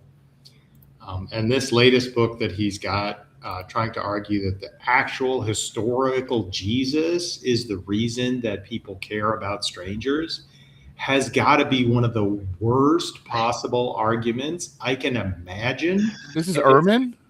Yeah. Yeah. It's worse. It's worse because, like, if you read the Book of Tobit or you like read Cynic philosophy, like these ideas far pre-exist this person, whatever his particular characteristics are. And like there's elements within the like Jewish thought that long precede the writing of the Gospels that have all the elements of the Sermon on the Mount. Seneca has almost all the ethical teachings that are central to Christianity, completely derived separately and from Stoicism. Like, it's grating, and like he's great, like a lot of the things that he says, but man, this one is like Tom Holland's book. It's just terrible. Let me do some counter apologetics here. Okay, let me do some defense here. Let me just say in advance, though. First of all, I don't think his proposition that is entirely saying that he came up with it. That like Jesus was where this originated from. Clearly, it's not where it originated from. Just that it helped make it more mainstream and it affected culture more than different people that had the same idea. I mean, you can read. I believe it's Plato's Republic, where it's talking about Socrates in the jail, where he's talking to the other gentleman, and he's asked if he'll bring charges against the accuser that has accused him. And there's this that's so beneath Socrates that he would never bring charges on somebody before the government, that he's just not that kind of person, that he would bring charges against somebody. So this kind of that I would never make that moral slight against somebody to turn the law against a person. This is obviously already present. Many philosophers have these ideas of morality. This is way before Jesus ever come down the pipe. So I think they're present. I just think that Bart Ehrman's argument is more so that he like made it popularized and in the literature. Yeah, but he didn't, because what made it popular was the Battle of the Milvian Bridge going Constantine's way. Okay, all right, I agree. It had nothing to do with him. Right. You could even say, and I could put it all on this, when Constantine's father met his mother in that brothel that day. Yeah, that's actually that was one of the biggest turning points of history. Yep. Yeah. Also, just to point out that in the Babylonian culture, let alone the Akkadian culture, there was also a recompense for hosting, right? Yeah, the hospitality rules are long predating, but even just the general idea that anybody who's like poor and who has like been caught in the tentacles of circumstance deserves individual consideration and love, like is centuries before like any kind of like historical Jesus, and has a like strong tradition within both Greco-Roman and even Egyptian thought. Yeah, thousands of years. Yeah. Well, I think the political advance of Rome brought, disseminated and brought forth and popularized the body of literature that went along with Christianity. It's just the political gains and the cultural influence of the Roman Empire just pushed forward, and then of course it leaked into the European civilization after Rome collapsed. So yeah, it was pushed along politically and culturally, but that's why we know Jesus more than we know Seneca or somebody. Yeah, I think the point of contention is the fact that Jesus is being put on top of this package of things as the figurehead, and I think that's more of a contemporary issue than it was back then, and maybe sending the wrong message. It was more cosmopolitan back then. Is that what you mean? Well, I mean, as far as I think it's more of a cultural push today than it was back then, and the fact that I think Kurt's contention is that he's putting the Jesus figure at the top of that package as problematic, and I agree with that too. I think Jesus come up with nothing original, even if there was a real person. He didn't come up with anything original. Right. So that's Boltmann's point, is that you can't assign to the historical Jesus anything that's in the tradition, because if it was against the beliefs of the people who were creating the tradition, then it would have been jettisoned. And if it agreed with their positions, then it was just their choice to emphasize that particular part of his like structure in their books, because their books are not being written to like specifically highlight the contradictions between their position and his, right? Polybius disagrees with some of the choices Hannibal made. Tacitus thinks that the Caesars often made big mistakes, but none of the Gospels ever present Jesus in any way other than as an endorsement of his action. So that means that all you're getting is an endorsement of the author's opinion. You're not getting an interaction with a historical figure, and that's the genre problem. Yeah, I've said that later it's probably someone's opinion, and it's probably not the first time that it's someone's opinion, that we shouldn't stone people to death for adultery, right? Somebody obviously had that opinion that this is a bad idea. We need to reform that. Though this wasn't caught in the original story of Jesus. That's why later we get the addition of, Jesus says, the without sin part in John. Like, someone obviously had the idea, listen, Jesus didn't cover this enough. Obviously, this is bad.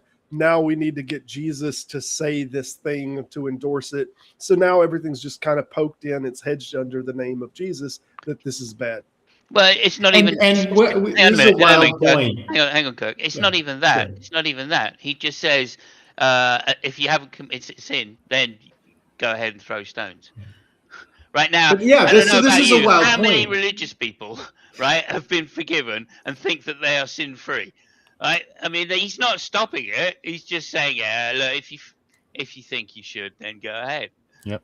I mean, I would argue that it's actually a bit more radical to say, killing people by throwing rocks at them until they die is a terrible thing, just in and of itself, regardless of what they might have done. That seems awful, and maybe don't do that at all. That could have been it could have just been like Jesus said, no man should ever be stoned for doing anything because stoning is horrific.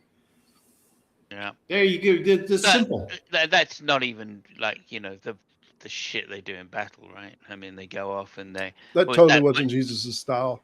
Yeah, but like he didn't say anything about it, did he? He didn't go, look, some of this fucking Old Testament shit is just barbaric, guys. He was an ethical revolutionary, but he couldn't see that slavery was a problem. It's really weird.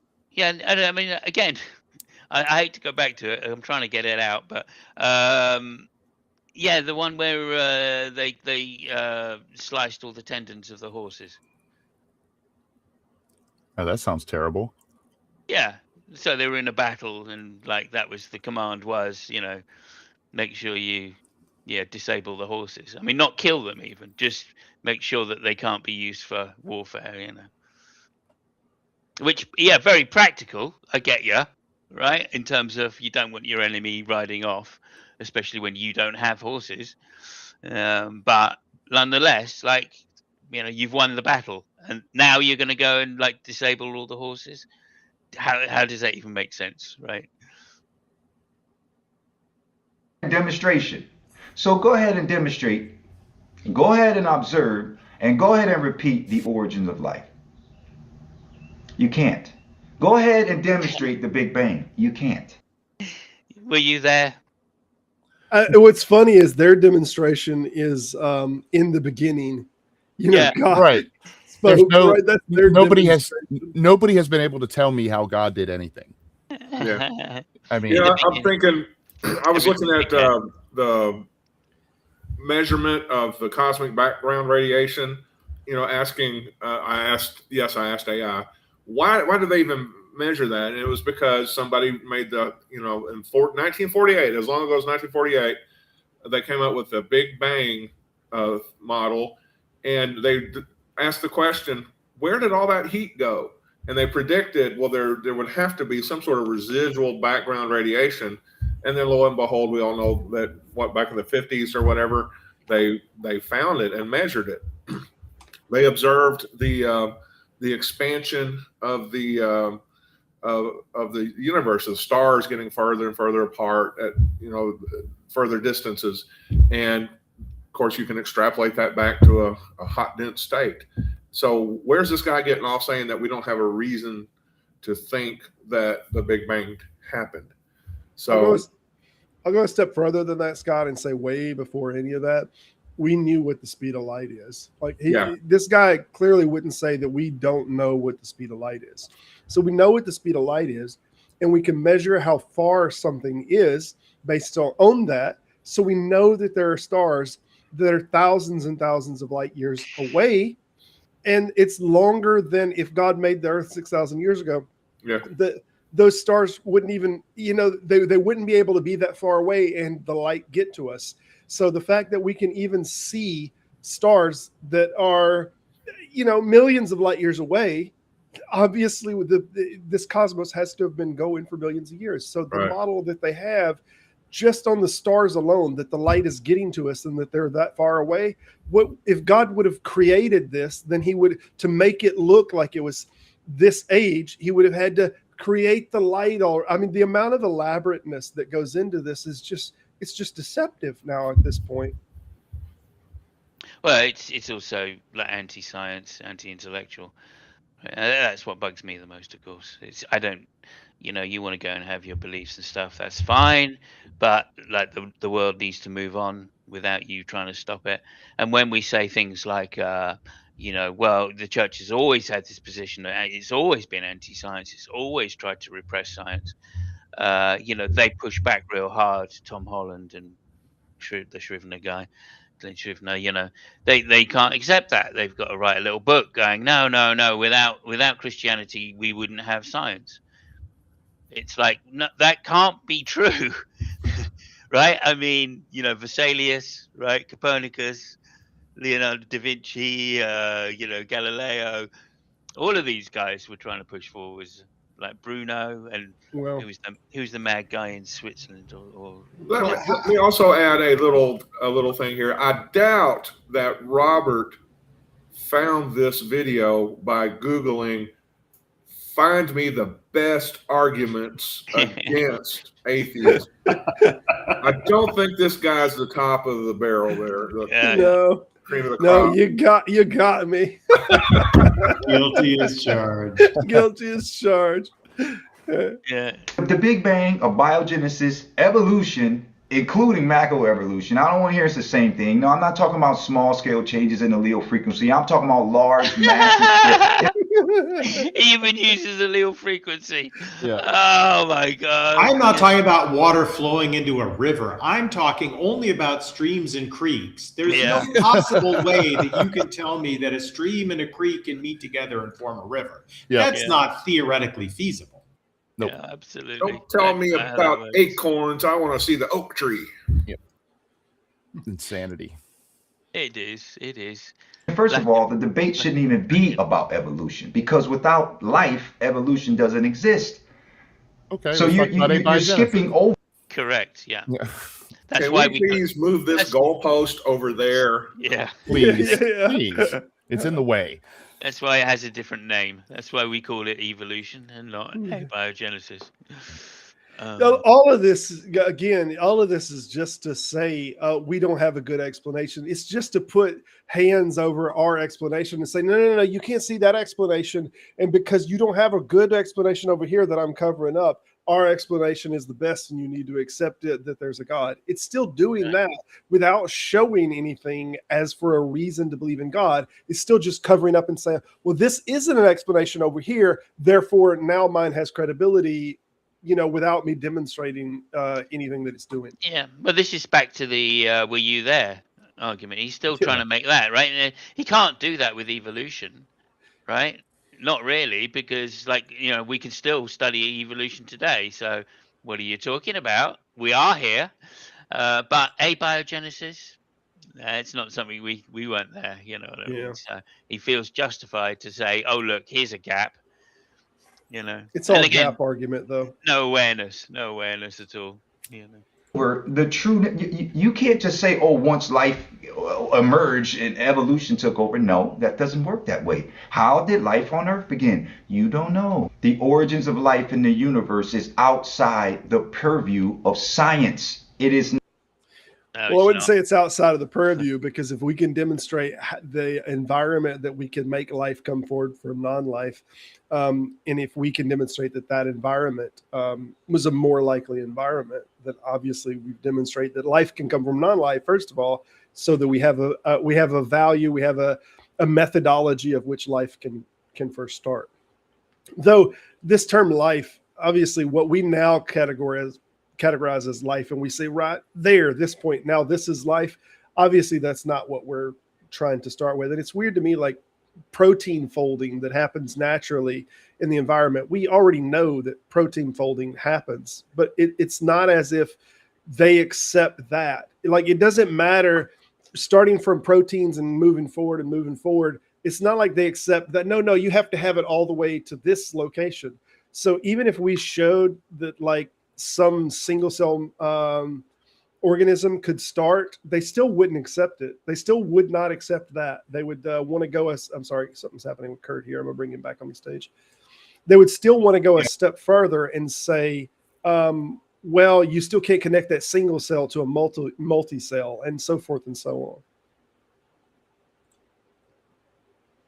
I'm going to get Kurt back in here. I don't know what's going on. Can you hear me? Kurt, you doing all right? Yeah, can you hear me? I can hear you now. Okay, good. Can you hear me now? I'm going to push play. Not science. It is pseudoscience. And at this rate, today's pseudoscience is tomorrow's science if you guys don't stop it. It's just, it's embarrassing. It's embarrassing, you're right. It is. We agree. So what is his? Does he think his is science? Does he think that the claim of God is science? It's weird that he won't say it. He'll say that this isn't science, but it's not like he'll say that his is. He's not talking to intellectuals. That's not what this is for. This is for. Good point. Yeah. Is what it is. It is truly embarrassing as to where these. Yeah, it's to make his mama proud of him. That's my boy. Yeah. He's fighting for Jesus. Anti-theist, atheist, pseudoscientist has destroyed. What's so hilarious is because anti-theist has nothing to do with evolution. I mean, Darwin himself was a Christian. I mean, at first, I think he obviously slipped away from it. But I mean, I don't know that Darwin even ever totally let go of it.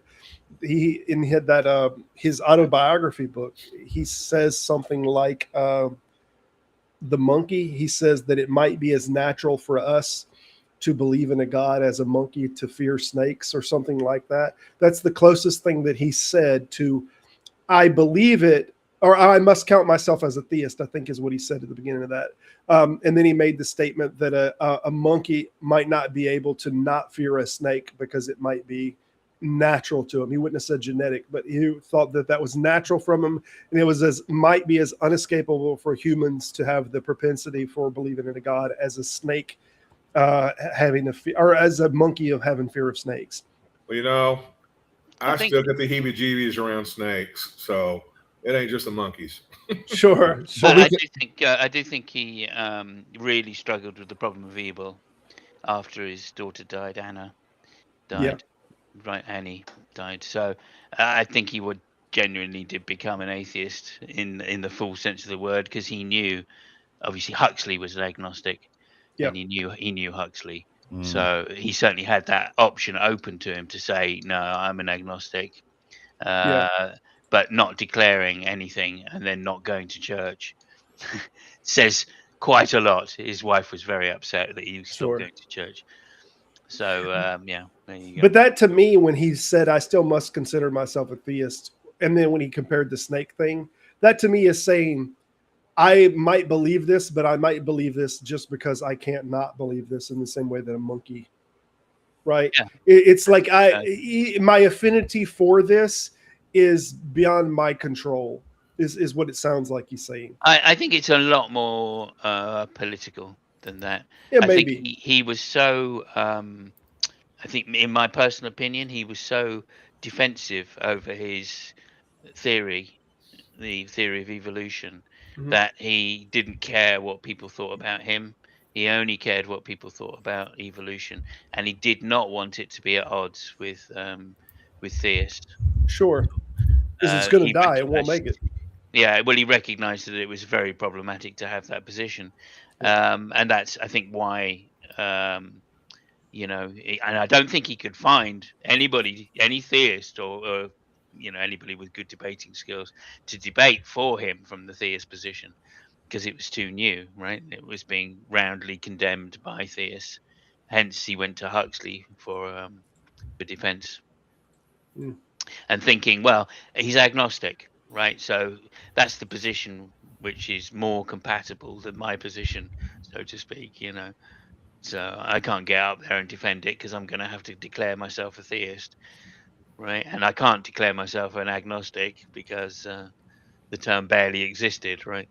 So yeah, let's get a little bit more. I think it's politics mainly. This is very minor, maybe, but I feel kind of weird looking at this Christian bloviator's hat, and it doesn't say "feeling the Spirit" or "loving Jesus." It says "feeling lucky." Yeah.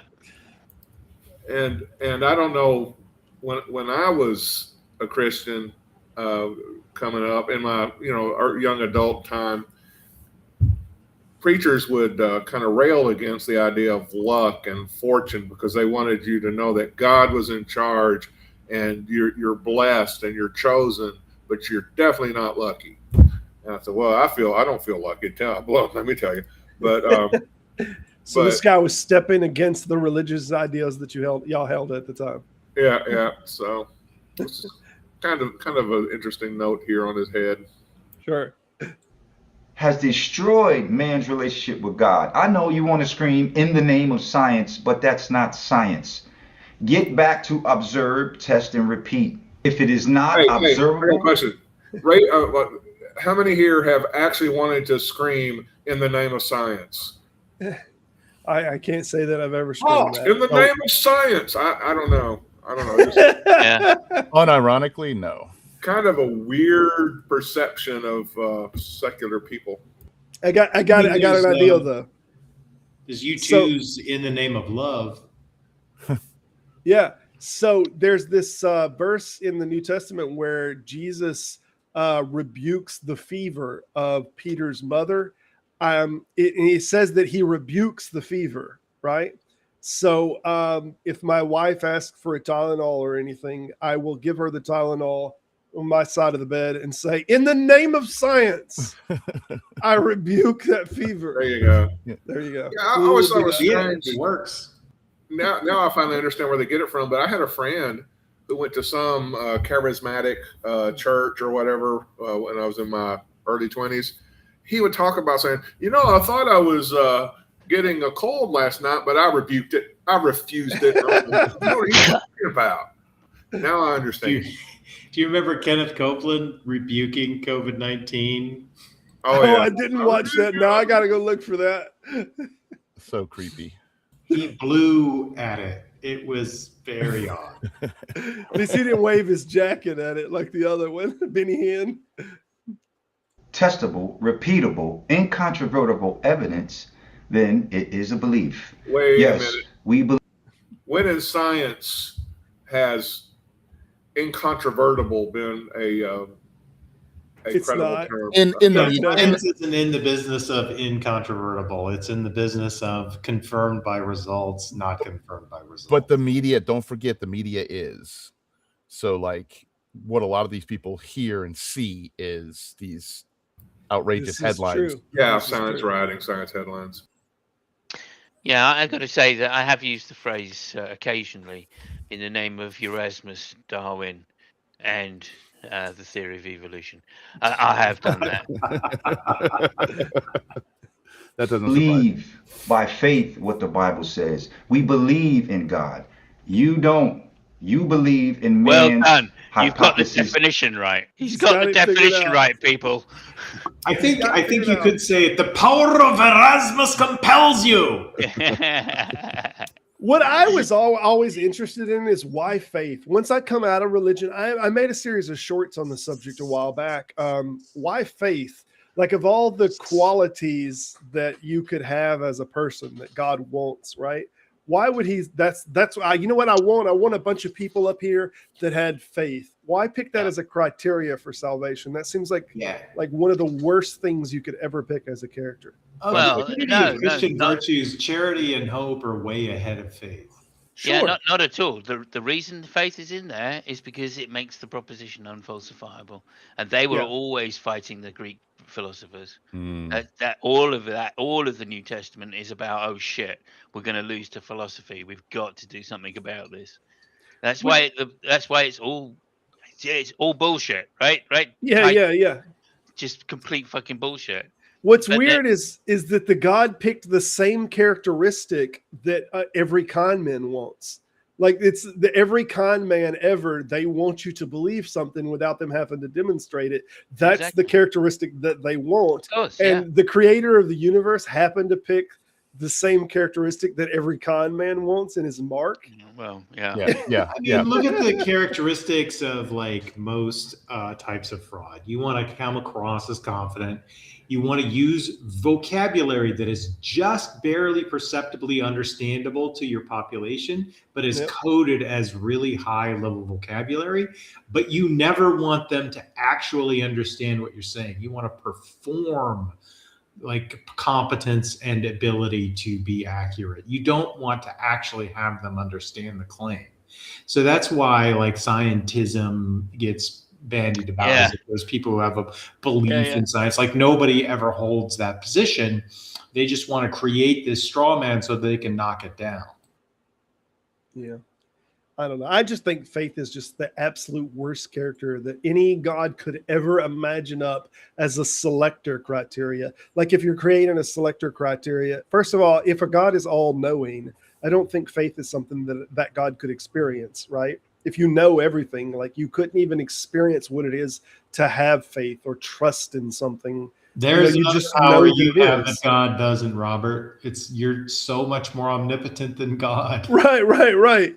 But it just seems like a silly trait for people to think, oh yeah, that of all things that God wants in the people that he's going to save, that he wants this trait, when not charity, not all of it. Like, all of these things aren't going to save you. Your faith in this proposition that this is alone is going to save you. That's just so ridiculous to me. Well, and what is the distinction between faith and credulity, right? It's the content of the belief, just like bravery and foolhardiness are determined post facto. Oh yeah, whether it turned out good or not. Right. If what you didn't work out, you were foolhardy. If it worked out, you were brave.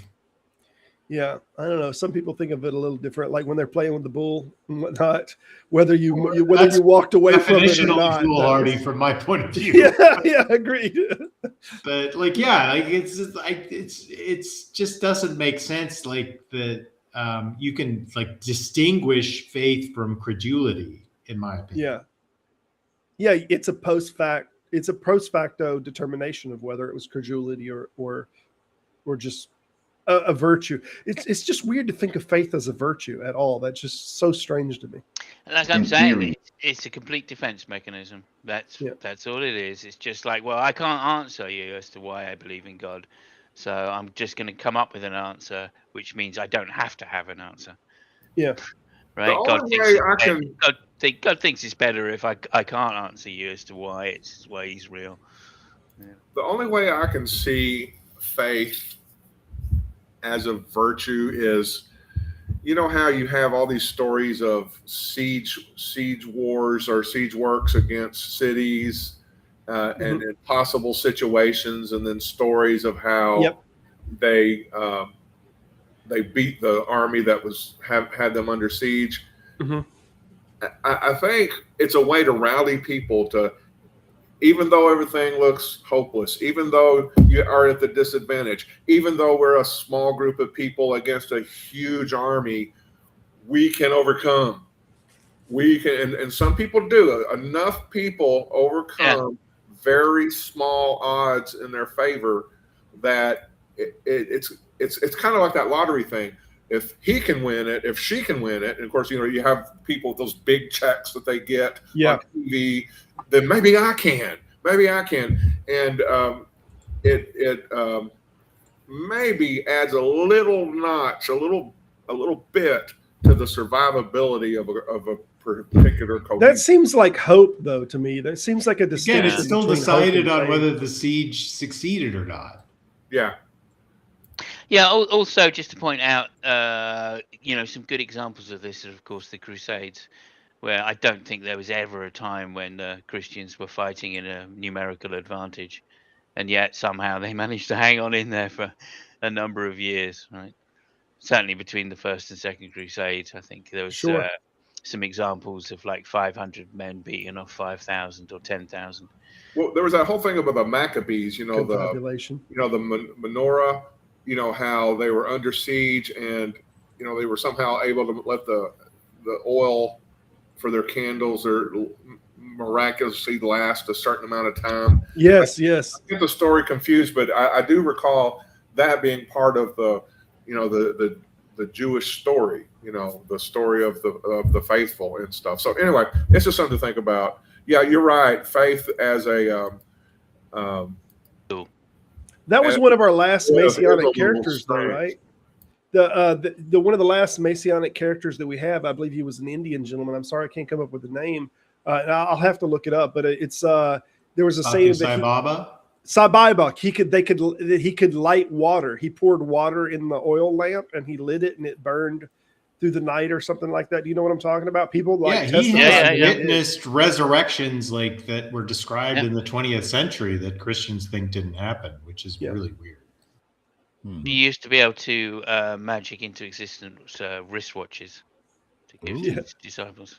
Yeah, his big one, though, I swear, the one that I remember the most is many people would testify that he lit oil, that he lit water. You're pointing out the trick. Yeah. He has like a thin emulsion of oil on the top of the water and lit the water on fire. Yeah. Here we go. Don't get brainwashed by the secular agenda. Don't get brainwashed. These militant atheists all over the internet and online writing books, that's all pseudoscience. I thought this whole thing was called "Why Are You an Atheist?" Now he's talking to his crowd. Like, has this all really been talking to his crowd? Yes, the whole time. Always. Oh no! Because you know what their crowd want? They want to know why we're atheists. That's what they want to know. Because they're going like, well, how does this put? I've been indoctrinated. I've got no idea what's. I've got no other way to think about this. So there are people. No, and it's a thought stopper. And if he says, "Look, this is how they think," and then gives a load of straw men, he's doing he's doing God's work, literally. Yeah. There are people sitting in churches right now. People sitting in churches right now are going, "This world, look at the sky, look how the stars. Whenever I see my baby's beautiful face, how can anybody not believe there's a God?" Sure. It's because he's doing God's work, right? Which is something that God doesn't want to do. Yeah.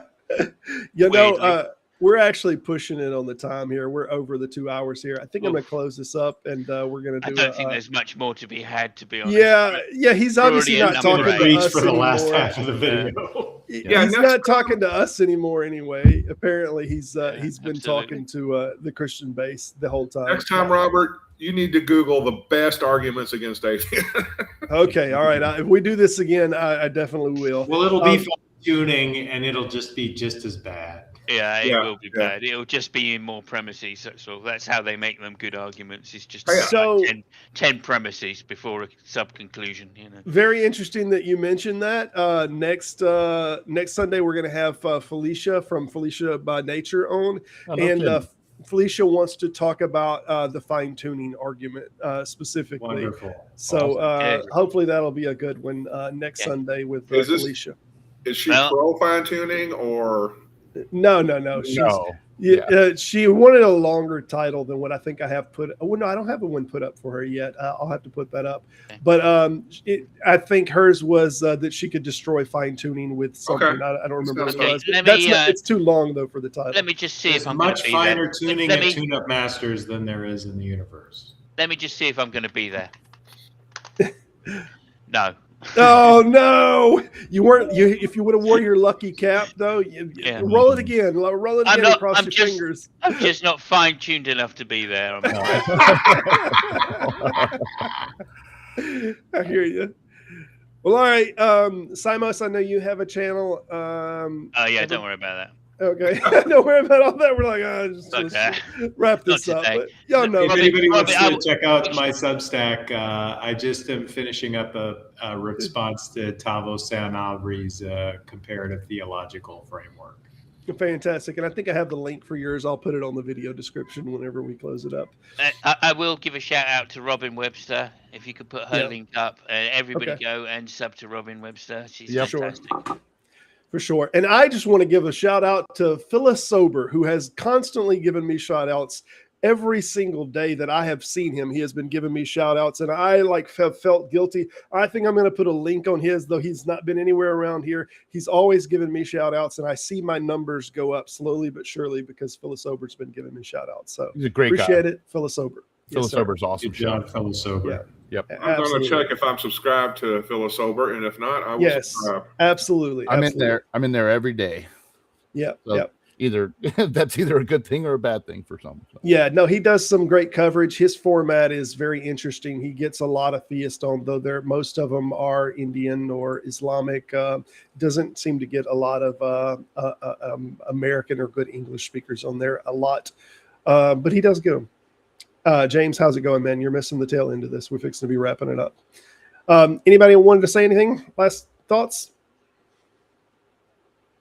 That's a wrap then. Oh. Yeah. Why am I an atheist? Why not? Why not? There you go. Good answer. Why anything else? It gives you back your Sundays.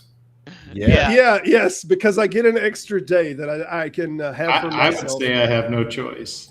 I have no choice. There you go. All right. Another one of those jokes. Another one of those jokes was atheist gets to heaven and goes, "Ah, shit! You mean I wasted all those Sundays lying in?" Thank you, everyone, for watching, and as always, remain skeptical and have a nice day. Happy Mother's Day.